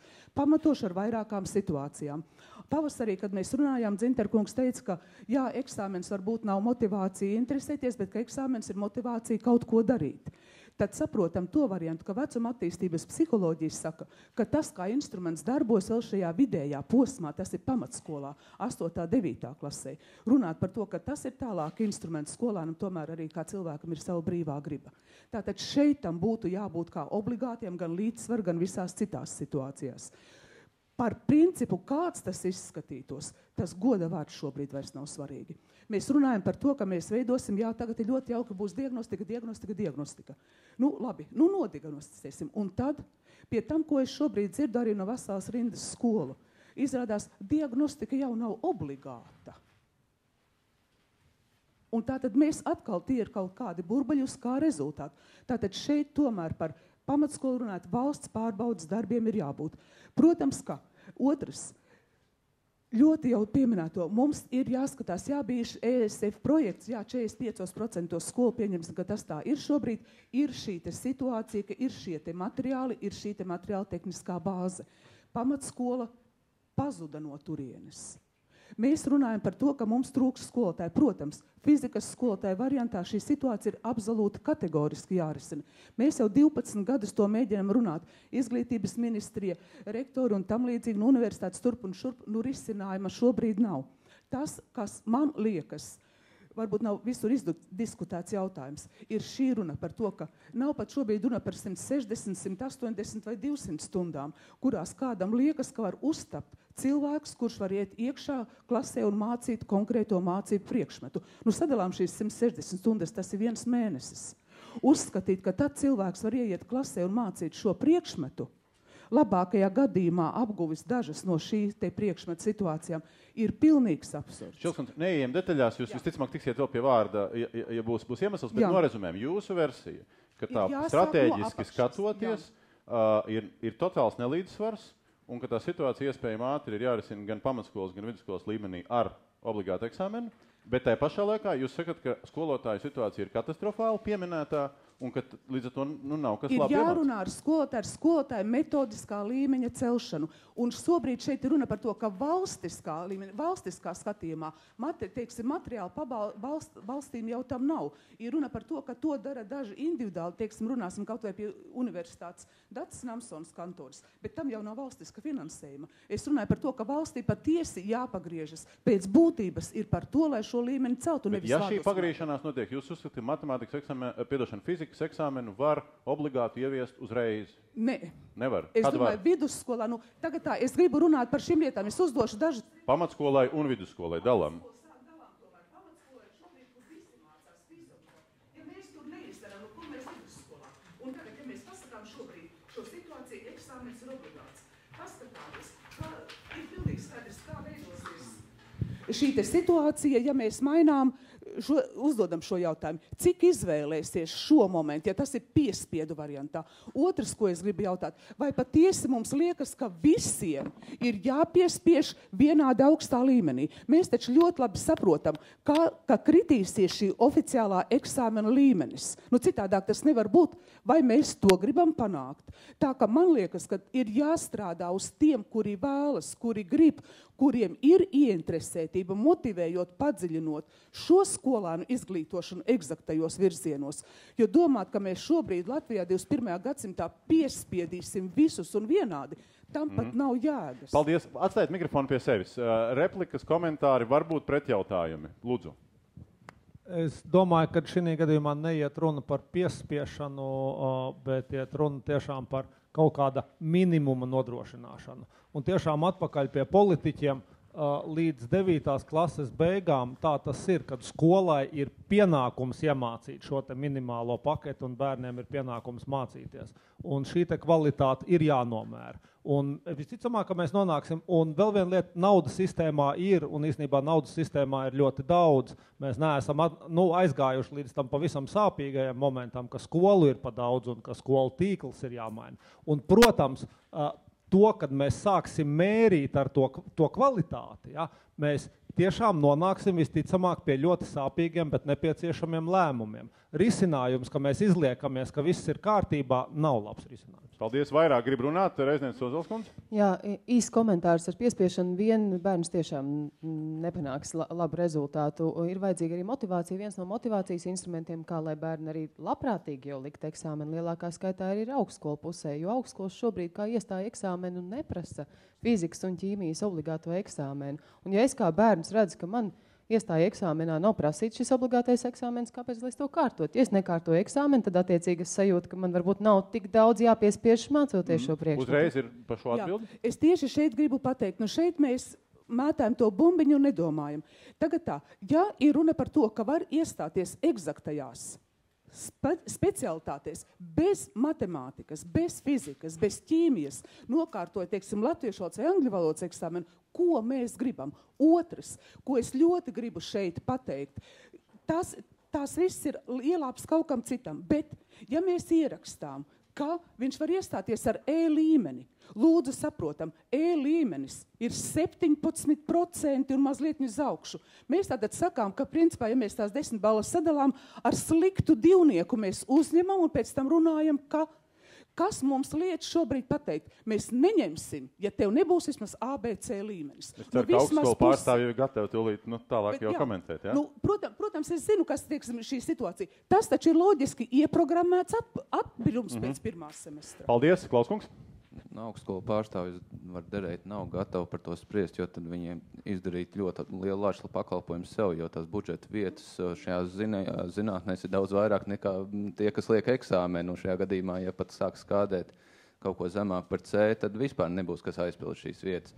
Tā kā es ļoti labi saprotu, pašsaglabāšanās instinkts ir augstākās izglītības sistēmā, jo viņiem vajag. Bet es gribētu teikt, ka ar motivācijām to tiešām vidusskolās ir jāstrādā, un mēs arī kā nozara strādājam, bet, un tās motivācijas jau nav maz. Tas ir stāsts par algām, tas ir stāsts par budžeta vietām, kuras palielināja inženieru zinātnēs visu pārējo. Bet mēs redzam, ka tas īsti līdz galam nestrādā. Nevarētu teikt, ka strādā, bet līdz galam nē. Tāpēc ir vajadzīga šī pātaga, kas ir eksāmens. Man liels prieks, ka es dzirdēju, ka 9. klasē mums nav pretrunu, kad tas ir vajadzīgs. To mēs vismaz tās, kas nozara sēž uz zemes, ir ļoti laimīgs dzirdēt. Jūs kā pretnos tās nozares briesmīgi. Lidojošās nozares tai pusē un zemes nozares. Nē, tāpēc, ka mērķiem mums ir Normunda garas diskusijas, kas ir zemā un augstās tehnoloģijas nozares, un tad mēs varam saplēsties ātri. Labi, restīvi jūsu komentārs caur vienprātību ar skolotājiem apakaļ pie politiķiem? Jā, un to, ko es gribu teikt, ka politiķiem, protams, ir milzīga izšķiršanās, kur to naudu tērēt, jo budžetā jau tā šobrīd trūks naudas, un nekas jau spīdošana nākotnē neizskatās, ka nenormāli viņi radīsies vairāk. Bet budžets jau veidojās apmēram tā, ka, tagad labojiet jūs profesionāļi, bet apmēram 4/5 ir tā naudiņa, ko mēs dabūnam no nodokļiem, un apmēram 1/5 to, ko mums uzdāvina Eiropas Savienība, apmēram kohēzijas fondos. Un, protams, kohēzijas fonds, ja saprot, īsti algām nevar tērēt, bet var tērēt infrastruktūras investīcijām. Un šajā gadījumā, man liekas, tā sadaļa ir tā, kur ir tiešām principāli politiska izšķiršanās, kur mēs šo dāvināto naudu ieguldam. Un par algām, protams, mēs mūžīgi strīdēsim, mēs tā ir nodokļu ieņēmumu, un vajadzības ir nenormāli daudz, bet par investīcijas sadaļu tur gan es sagaidu spēcīgu politisku izšķiršanos, kur mēs investējam mūsu dāvināto naudu, jo, varbūt es esmu pesimists, bet man liekas, ka 20. gadu viņi mums beigsies šis dāvinājums. Tas ir tieši tas, kam es vēlējos pievērst uzmanību, ka mums nākamajiem 7 gadiem ir 500 miljards izglītībai. Un tādēļ es ļoti priecājos, ka izglītības ministrija vismaz ir solījusi, ka liela daļa no šī finansējuma tiks virzīta arī interešu izglītībai, jo šeit patiesībā klāt esošie uzņēmēji ir paši aktīvākie arī šīs jauniešu intereses radīšanai. Un es vēlos minēt vienas pašvaldības piemēru, no kā es pati nāku un kur es strādāju, tā ir Ventspils. Nekāda obligātā eksāmena nav. Bet mēs organizējam vasaras skolas, vedam skolēnus uz uzņēmumiem, tā skaitā pie Normunda Berga. Mēs viņiem rādām, kādas ir tās darba vietas, kurās viņi varēs strādāt, ja viņi mācīsies tehniskos priekšmetus un izvēlēsies to kā savu karjeras iespēju. Mēs sakārtojām kabinetus, mēs apmācījām skolotājus, un bez visa obligātā eksāmena kopš 2008. gada, kad tikai 27% bērnu, kas beidza vidusskolu, izvēlējās tehnisko augstāko izglītību, mēs esam sasnieguši būtisku pieaugumu. Šobrīd jau gandrīz 40% bērnu izvēlas inženieru. Tas ir pašvaldību līmenis, skaidrs pasākumu kopums, kas tiek darīts, lai interesi radītu bērniem, un to pašu var darīt un ir jādara arī valsts līmenī. Var? Bet ko tieši, ko jūs piedāvājat? Skaidrs, ka var rakt un var nerakt. Interešu izglītības attīstība, vides sakārtošana un pedagoģu sagatavošana. 3 lietas. Skan varbūt jums ļoti vispārīgi, bet tam ir konkrēti pasākumi. Galvenais, lai Klaus kungam skan finansējums, kas ir vajadzīgs. Tā, valsts līmenī tas, kas par fondiem runājot, Dana teica, ka 500 miljards un vēl ir 700 miljoni, ko mēs... Berga kungs piedalās aktīvi, kur zinātne kopā ar tautsaimniecību vienojas pakāpeniski. Mēs vienojamies, kur to naudu izlietot. Tie ir 700 miljoni, un, manuprāt, tā vienošanās mums drīz būs. Es saprotu, ka netik vienkārši, bet ļoti labi, ka tautsaimnieki runā kopā ar zinātniekiem vienā istabā. Bet par profesionālu izglītību, manuprāt, tas lēmums, ka profesionāla izglītībā mēs samazinām teorētisko izglītības daļu un palielinam praktisko, kas sasaistās ar nodarbinātību. Tas likums, ko mēs pieņemam, manuprāt, tas ir solis tai virzienā, ko nozares gaida. Un par pašvaldībām vispār es brīnos. Pašvaldībām jau varēja paņemt skolas sen. Par ko jūs brīnaties? Izem jau piedāvāja pirms pāris gadiem piedāvāja visam pašvaldībām. Par ko jūs brīnaties, skatoties uz Uško kungu šobrīd? Kas jūs izbrīna, skatoties uz viņu? Jā, Izem ir piedāvājis visam pašvaldībām pārņemt skolas. Un dažas pašvaldības ir jau Vai jūs izbrīna, ka Uško kungs saka kaut ko tādu, ko jūs nezinājāt šodien? Uško kungu versija? Nē, vienkārši, kad mēs runājam par naudam izglītībā, vajag vēl saprast, ka viena lieta, kas ir ārkārtīgi svarīga infrastruktūra un kur investīcijas notiek ļoti lielā mērā pateicoties tieši Eiropas līdzfinansējumam, bet mums drīz jau var rasties tāda situācija, ka saturs sāks atpalikt no infrastruktūras. Un ja mēs tagad nevirzīsim izglītību un sāksim tieši ar video izglītību, kā prioritāte tieši runāt par atalgojumu, mums rezultāti pēc dažiem gadiem stāvēs normāls izrunāvietas skolas ar moderniem fizikas un ķīmijas kabinetiem, bet tur nebūs skolotāji. Viņš nebūs. Tā ir tā galvenā problēma. Un ja mēs tagad nerunāsim par to, ka mums uz gadiem ilgi ir plāns, piemēram, par to pašu atalgojumu palielināšanu skolotājiem, lai mēs varētu pateicoties tam dabūt jaunu speciālists, tad vispār, ko mēs patreiz spriežam, tas nekam nederēs un nekam nebūs vajadzīgs, jo mums nebūs cilvēku, kas pasniegs. Vairāk ir rindā tagad. Rantiņa kungs gribēja kaut ko teikt? Jā, es gribēju teikt tā. Godātie politiķi, jūs runājat ar darba devēju organizācijām šodien, ja? Saprotiet, ja valstī normāli nefunkcionēs ekonomika, ja? Tās naudas budžetā nebūs. Tāpēc mēs šodien gaidām, mēs visi saprotam un runājam te, kad mums ir slikts stāvoklis izglītībā. Tad mēs gaidām no jums jūsu darbību, kā jūs tiksiet ar to jautājumu galā. Jūs neesat sagaidījuši šobrīd. Jūs nesagaidat šobrīd. Strādāt. Rantiņa kungs, jūs pēc pusotras stundas neesat sagaidījis par to darbības plānu. Pagaidām neesat. Jā, jo piedodiet, viss ir atkarīgs no izglītības, kā funkcionēs mūsu ekonomika, kā mēs attīstīsimies. Pašreizajam momentā tas ir ceļš uz nekurieni. Meņelsons kundze, kamēr politiķi domā. Jā, vēl viens, tieši Ušakova kungs pieminēja pašvaldības iestādes un šajā gadījumā mācību iestādes, un es gribētu akcentēt vēl vienu posmu, un tas ir pirmsskolas mācību iestādes, tie bērndārs. Šobrīd Rīgas pašvaldība ir izdarījusi ļoti lielu darbu, un tiešām ļoti daudz bērndārzi ir ļoti labi atremontēti un labā stāvoklī, bet situācija ar pedagoga algām ir katastrofāla, jo tur tiešām, protams, prasības ir maģistrs, mani bērni mācās šajos bērndārzos, un es zinu, ka skolotājs ļoti ieinteresētas, radošas, jaunas un tā tālāk, bet viņas visas drīz brauks projām, jo pašvaldība nevar nodrošināt vairāk kā 300 eiro uz papīra. Līdz ar to droši vien, kad jauna cilvēks vēl kādu gadu var tā patrenēties, bet ne ilgāk. Izjūt no tā ir kāds jautājums? Rīgas mēram vai premjerkandidātam? Es tā pārbijos tajā brīdī, kad ja Rīgas pašvaldība pārņems arī vēl profesionāli tehniskās tas tur arī būs ziepes. Jā, tad būtu sarežģīti. Labi. Jo stāsts jau ir par to arī, kad bērndārs arī ir, mēs ar Rantiņu kungu esam daudzkārt jau runājuši, kad patiesībā tā sakne sākās jau bērndārzā. Un nevelti Igaunijā jau 1. klasē ir mācību programmā ir programmēšana. Ļaujam Rīgas mēram uz to atbildēt, lūdzu īsi. Ja mēs runājam par skolām, un ja jums ir bāžas par arodskolām, tad es gribētu jums atgādināt, ka Rīgas skolas ir nodrošināts visiem skolotājiem piemaksas, kas ļauj mums tieši Rīga maksāt visaugstāko atalgojumu skolotājiem. Tā vienkārši informācija. Bērndārs sistēmā mums patreiz cenšamies arī tur viņiem pielikt. Bija jau pielikumi, bet atalgojums viņam ir palielināts pakāpeniski. Skaidrs, ka tas vēl prasīs laiku. Bet Rīgas skolas atalgojums ir augstākais, kuras ir pašvaldība. Paldies.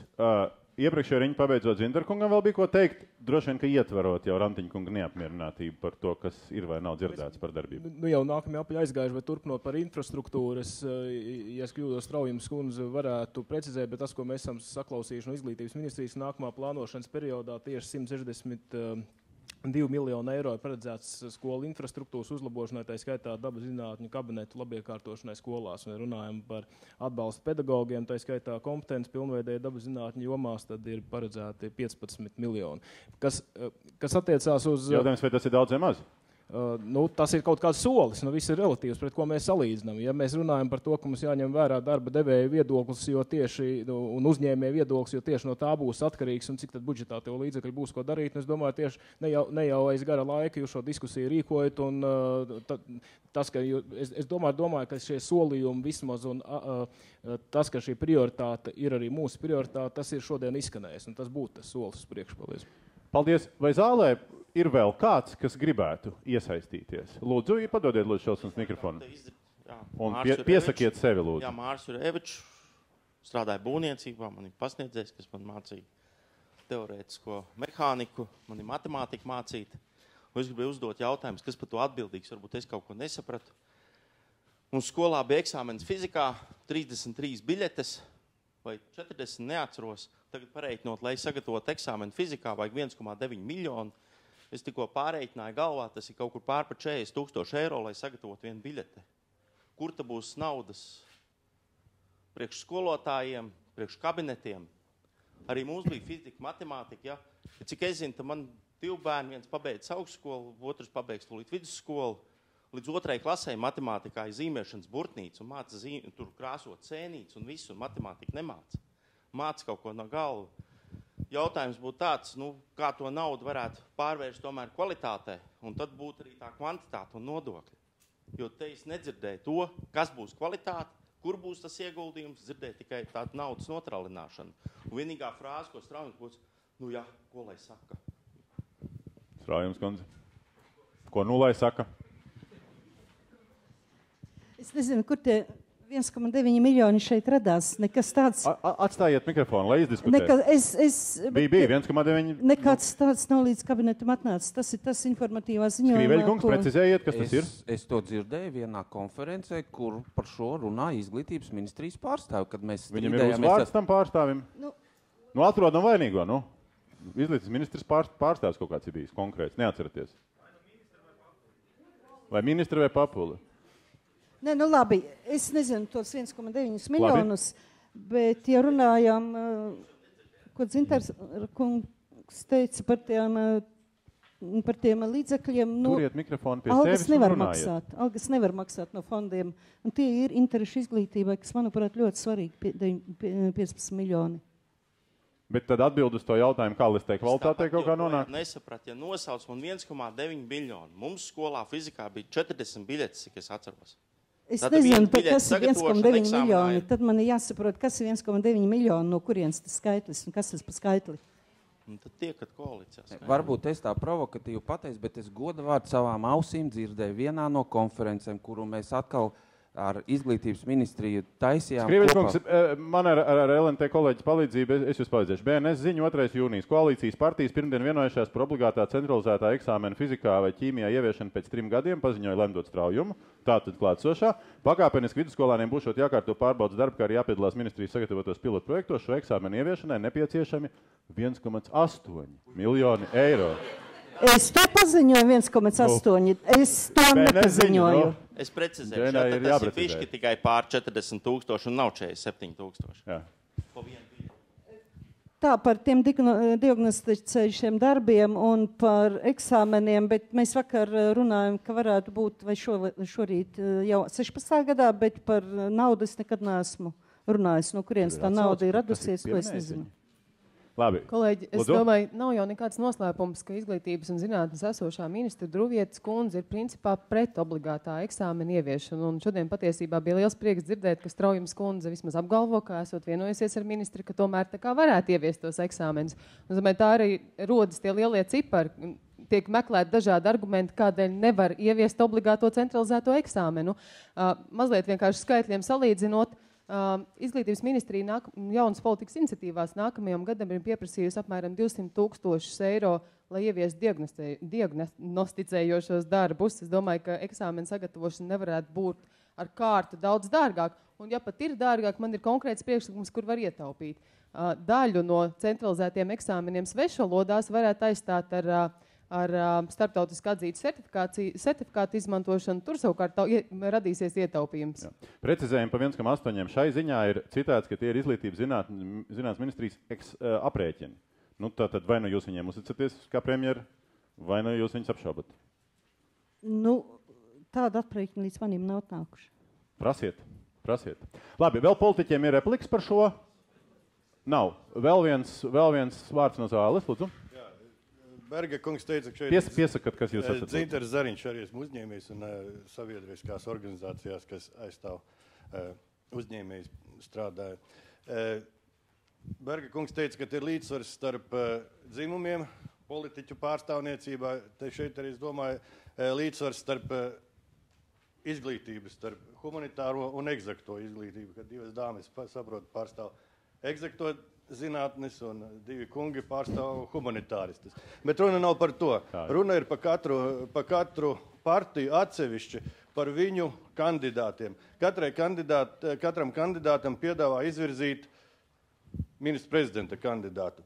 Vai jūsu partijām ir atbilstoši kandidāti izglītības ministra kandidātam, kurš būtu tiešām tautā cienīts, jo mēs zinām no vēstures, ka viens, kurš tālu aizgāja, atcēla šos te obligātos eksāmenus, tad viens bija diezgan neizglītots, un tad beigās pēc atlikuma principa iznāk partijām ielikt kādu cilvēku, kurš meklē iespējas kaut ko neizdarīt, teiksim, ieviest tos eksāmenus, bet nemeklē iespējas izdarīt. Te šajā sakarībā ir konkrēts jautājums, vai jūs konkrēti šobrīd variet nosaukt no savas partijas, ja jūs būsiet Saeimā un koalīcijā, kurš būs tas cilvēks, kas kūrējas ministri, un kurš būs tas cilvēks, kas cīnīsies par izglītības kvalitātes paaugstināšanu. Paldies, uzvārdi.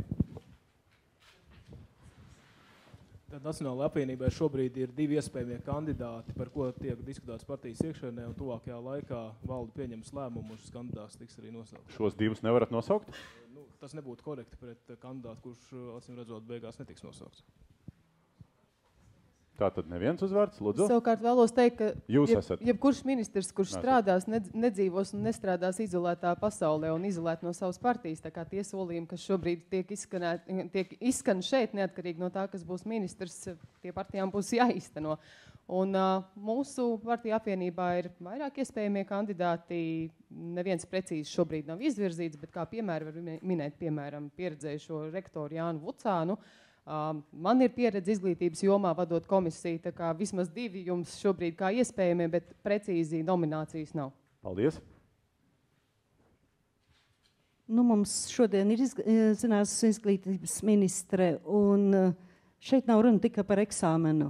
Tas, ko tagad ir pēdējos mēnešos izdarīts, gan zinātnes reformā, izdarot konsolidāciju iespējas un ejot uz izcelību gan profesionālās izglītības jomā, es domāju, ka tas ir ļoti būtiski, kas ir pēdējos 2 mēnešu laikā pieņemts. Bet par eksāmenu Druvietas kundze, jā, mums bija ļoti dziļa diskusija.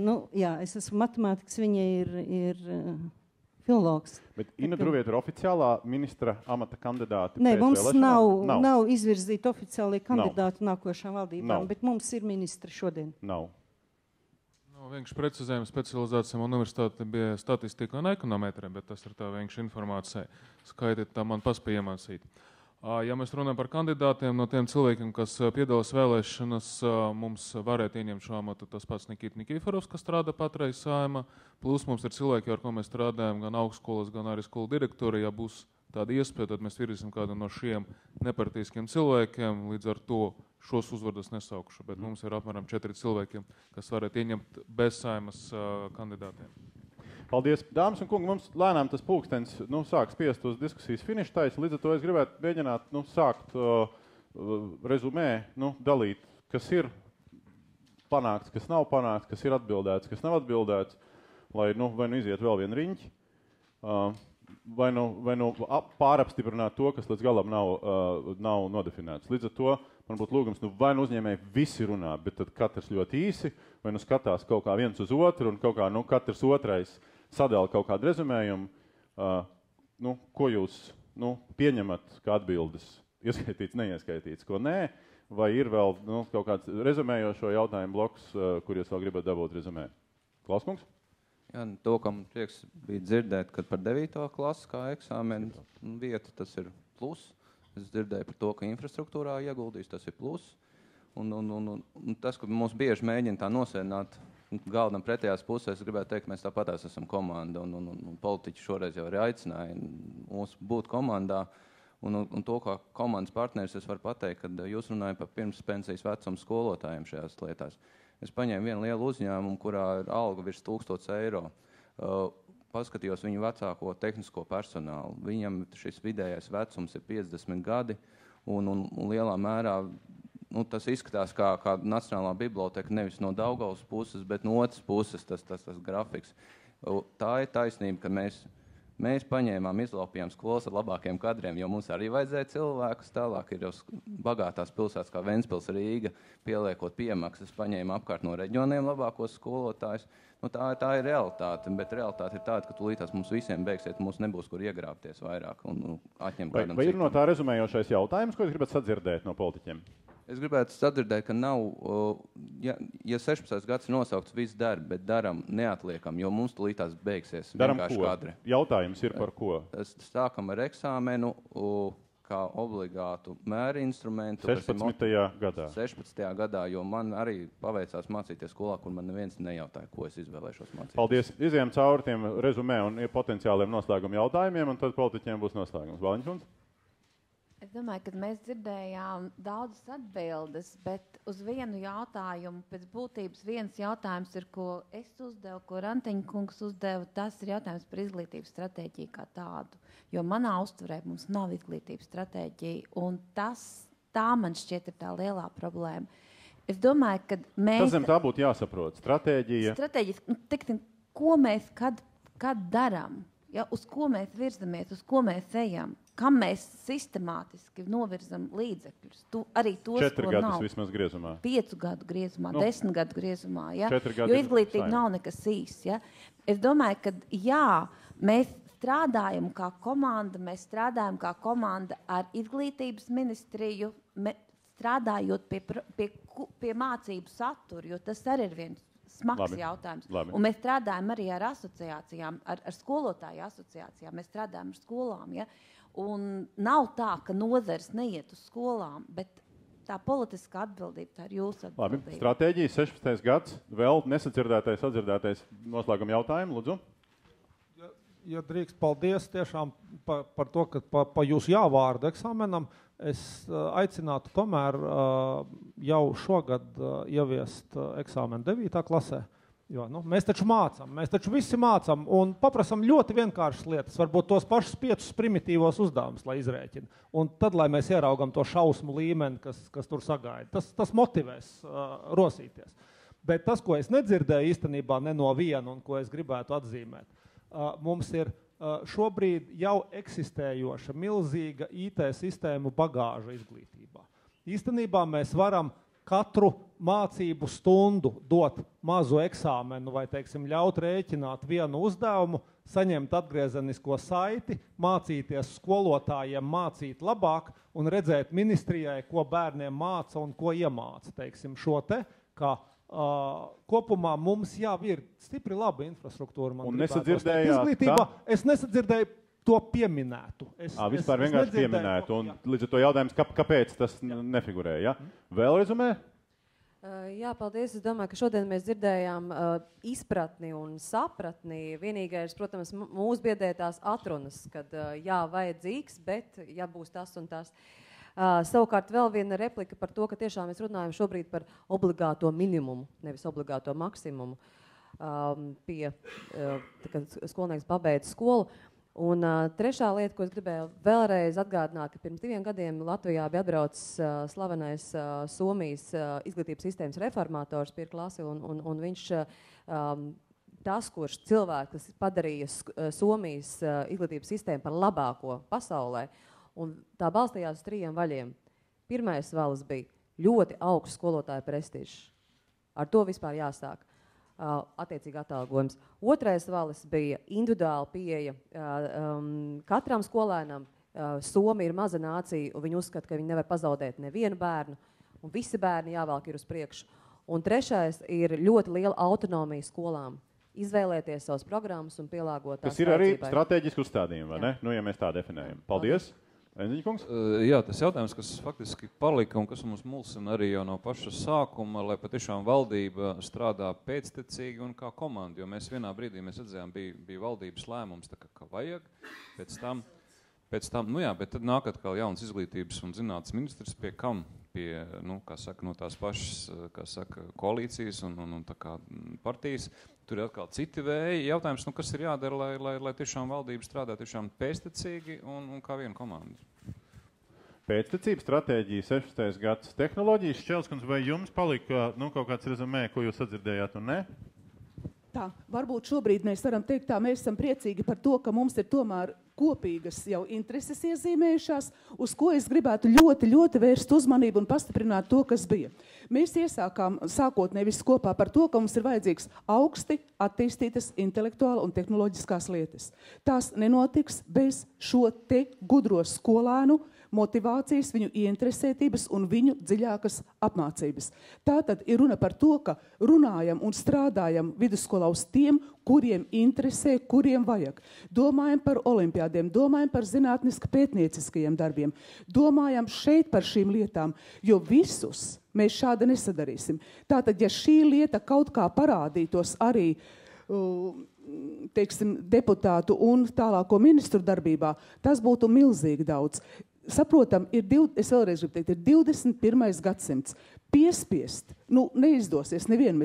Ir runa par ieinteresētību un tie, kuri grib un var to dziļāku izglītošanu, domājot par to, lai mums ir šīs. Jo arī pēdējie pētījumi, ko mēs 22. augustā dzirdējām, mums trūkst arī šajos te skolēnu, arī 9. klases tieši līmenī. Šo te skolēnu, kas Latvijā būtu augstā līmenī. Mēs strādājam šobrīd pavisam labi arī pasaules līmenī ar vidējo. Mums trūks šīs te augšas. Tātad tas būtu tas, kam paralēli šeit 8. 9. klases sakārtošanai domāt par to, kā mēs tiem, kuri var spēj, kā mēs šo potenciālu varam veidot. Izcilību. Un pēdējā doma, ja es drīkstu, mēs, protams, šobrīd runājam viss caur praktisko dzīvi, viss caur praktisko lietu, lai var saskaitīt, kāpēc viss un tam līdzīgi. Es tomēr gribētu aicināt, ka paralēli mums ir jāsaprot, ja Latvijā mums nebūs skolēni, studenti ar augsti attīstītu intelektu, mums ir jādomā arī, kā caur šiem eksaktajiem priekšmetiem mēs veidojam šo intelektuālo potenciālu. Un šis intelektuālais potenciāls, ja mēs pēc būtības gribam gudru tautu, pie tā mums ir jāstrādā. Paldies. Politiķiem katram pa pāris minūtēm, draudzīgi runājot, pēdējais vārds. Mēs varētu sākt droši vien apgrieztā secībā, un kā mēs sākām, un Ušakov kungs vispirms. Paldies. Pie tā, ko Līga ir teikusi, man būtu aicinājums uzņēmējiem tikpat aktīvi pieprasīt no politiķiem, lai katru gadu sistemiski tiktu palielināts atalgojums skolotājiem. Ja mēs to nedarīsim, tad viss šīs diskusijām nav nekāds jēgas. Par prestīžu, par to, lai parādītu jaunie pasniedzēji skolotāji. Kaudzu? Kvalitāti mēs varēsim no skolotājiem prasīt vienlaicīgi piedāvājot viņam vismaz konkurentspējīgu atalgojumu. Tas ir viens. Otrais, runāt par konkrētām praktiskām lietām, mēs Rīga varētu pie nosacījuma, ka jūs mums palīdzēsiet jau nākamgad atvērt skolu, kas specializētos eksaktais priekšmetos, bet ja jūs nepalīdzēsiet mums cilvēkus motivēt tur atnākt, tad mums tas neizdosies. To mēs varam izdarīt, bet pie nosacījuma, ka jūs reklamēsiet, jo šis nav jautājums par to, ko jūs esat teikusi, ka nedrīkst kaut kāds speciāls izcils skolas veidot, bet mums ir Franču licejs, Angļu gimnāzija, Vācu gimnāzija, mums var būt Rīgā arī skola, kas specializējas fizika un ķīmijā. Bet es zinu, ka mums ir pirmā gimnāzija, zinu, ka mums ir skolas, kas ļoti labi pasniedzoši priekšmetus. Ja mēs gribam palielināt cilvēku skaitu, kas karto labi un kas mācās šos priekšmetus, mums ir nepieciešama speciāla kampaņa. Tas ir divi. Un trešais arī runāt par konkrētām lietām, ko var izdarīt, tad mums ar Straumes kundzi vajadzēs atgriezties pie sarunas par to, ka Rīga ir gatava aratskolas pārņemt un strādāt arī ar tām. Paldies. Kurš nu ko atbild par stratēģiju 16. gadu? Es neatkārtošu tos jautājumus, bet es ceru, ka visi tur prātā un rēķinās, ko atbild un ko neatbild. Straumes kundze, jūs noslēgsiet. Ļaujiet Dzintarkungam un ļaujiet Reznieks Ozolskundzei. laikam vājš mierinājums ir tas, ka Latvija ar šo problēmu nav unikāla, un mēs varam, protams, arī meklēt tos risinājumus, kas ir pierādījuši savu efektivitāti citās valstīs, un mēs par to esam daudz diskutējuši, bet man patīk tas sākotnēji šīs diskusijas uzstādījums, ka ir jāfokusējas uz vienu lietu, par ko mēs tiešām apņemamies un izdarām, jo var izskanēt ļoti daudz labu priekšlikumu, un tas tā arī palikt, ja nebūs kaut kas, uz ko ir fokus. Un šoreiz man šķiet, tas fokus ir ļoti precīzi noteikts, un man būtu priekšlikums, ka mums ir tā džentelmeniska vienošanās, lai tas viss notikt līdz galam, kā arī pēc vēlēšanām mēs sanākam kopā, varbūt ne publiskas šovu veidā, bet šādā pašā sastāvā un kopīgi domājam, tātad, cik tas maksā, vai šīs izmaksas ir pamatotas, kur ņemt līdzekļus, kā šo mērķi sasniegt. Manuprāt, tas ir mūsu viskopējās interesēs. Paldies! Es mēģināšu atbildēt uz jautājumu par to, vai mums ir vai nav stratēģija. Jāsaka, ka šis ir gads, kad Saeima pieņēma vienīgo plānošanas dokumentu, kur tiešām pieņem Saeima, nevis ministru kabinets, tas ir izglītības attīstības pamatnostādnes līdz 20. gadam. Mums ir dokuments, un es domāju, mums ir arī kopīga stratēģija izpratnes ziņā. Mēs visi gribam gudru bērnu, kvalificētu darbinieku, labiem ražojošiem uzņēmumiem, kas dod ieņēmumus valsts kasē. Atšķirs varbūt viedokļu un diskusiju, par ko šodien arī ar ko mēs šodien nodarbojamies, ir kāda ir taktika šīs stratēģijas sasniegšanā. Viens konkrēts priekšlikums no jūsu puses šeit taktikai ir obligātā centralizētā eksāmena ieviešana. Manuprāt, pozitīvais sanāksmes vai diskusijas rezultāts ir, ka jūs solījumu šādu taktisko elementu ieviest vai precīzāk ieviest šo obligāto eksāmenu esat saņēmuši, un tā ir tā labā ziņa. Raimas kundze. 16. gads stratēģija izcilība pēctecība. Kundzu? 16. gads stratēģija izcilība pēctecība. Es tomēr droši pēc atkārtoju tos atslēgas vārdus, kas skanēja. 16. gads, to jau mēs runājām. Stratēģija tika pieņemta šīs pamatnostādes, kas ir, ko Izem izstrādā un iesniedz Saeimā. Tā faktiski ir stratēģija. Jautājums, kā mēs to stratēģiju izpildīsim. Un es domāju, ka nozare piedalījās šīs stratēģijas izvērtēšana arī. Tad eksāmens, es vēlreiz atkārtošos, eksāmens, tā nav vienīgā glābēja noiņa.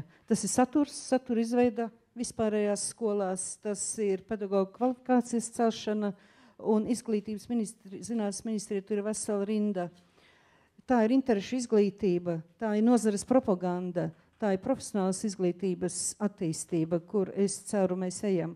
Tad, ko mēs nerunājam, tas ir budžeta vietu palielināšana tieši tehniskajās zinātnēs augstskolās, kur man ir prieks, ka šogad mēs jau pagājuši gadu samazinājām par 20%, samazinājām šos humanitāros priekšmetus, un manuprāt, jāiet vēl tālāk, jo bērni tomēr skatās, ja ir budžeta vieta, tad tas ir motivējoši.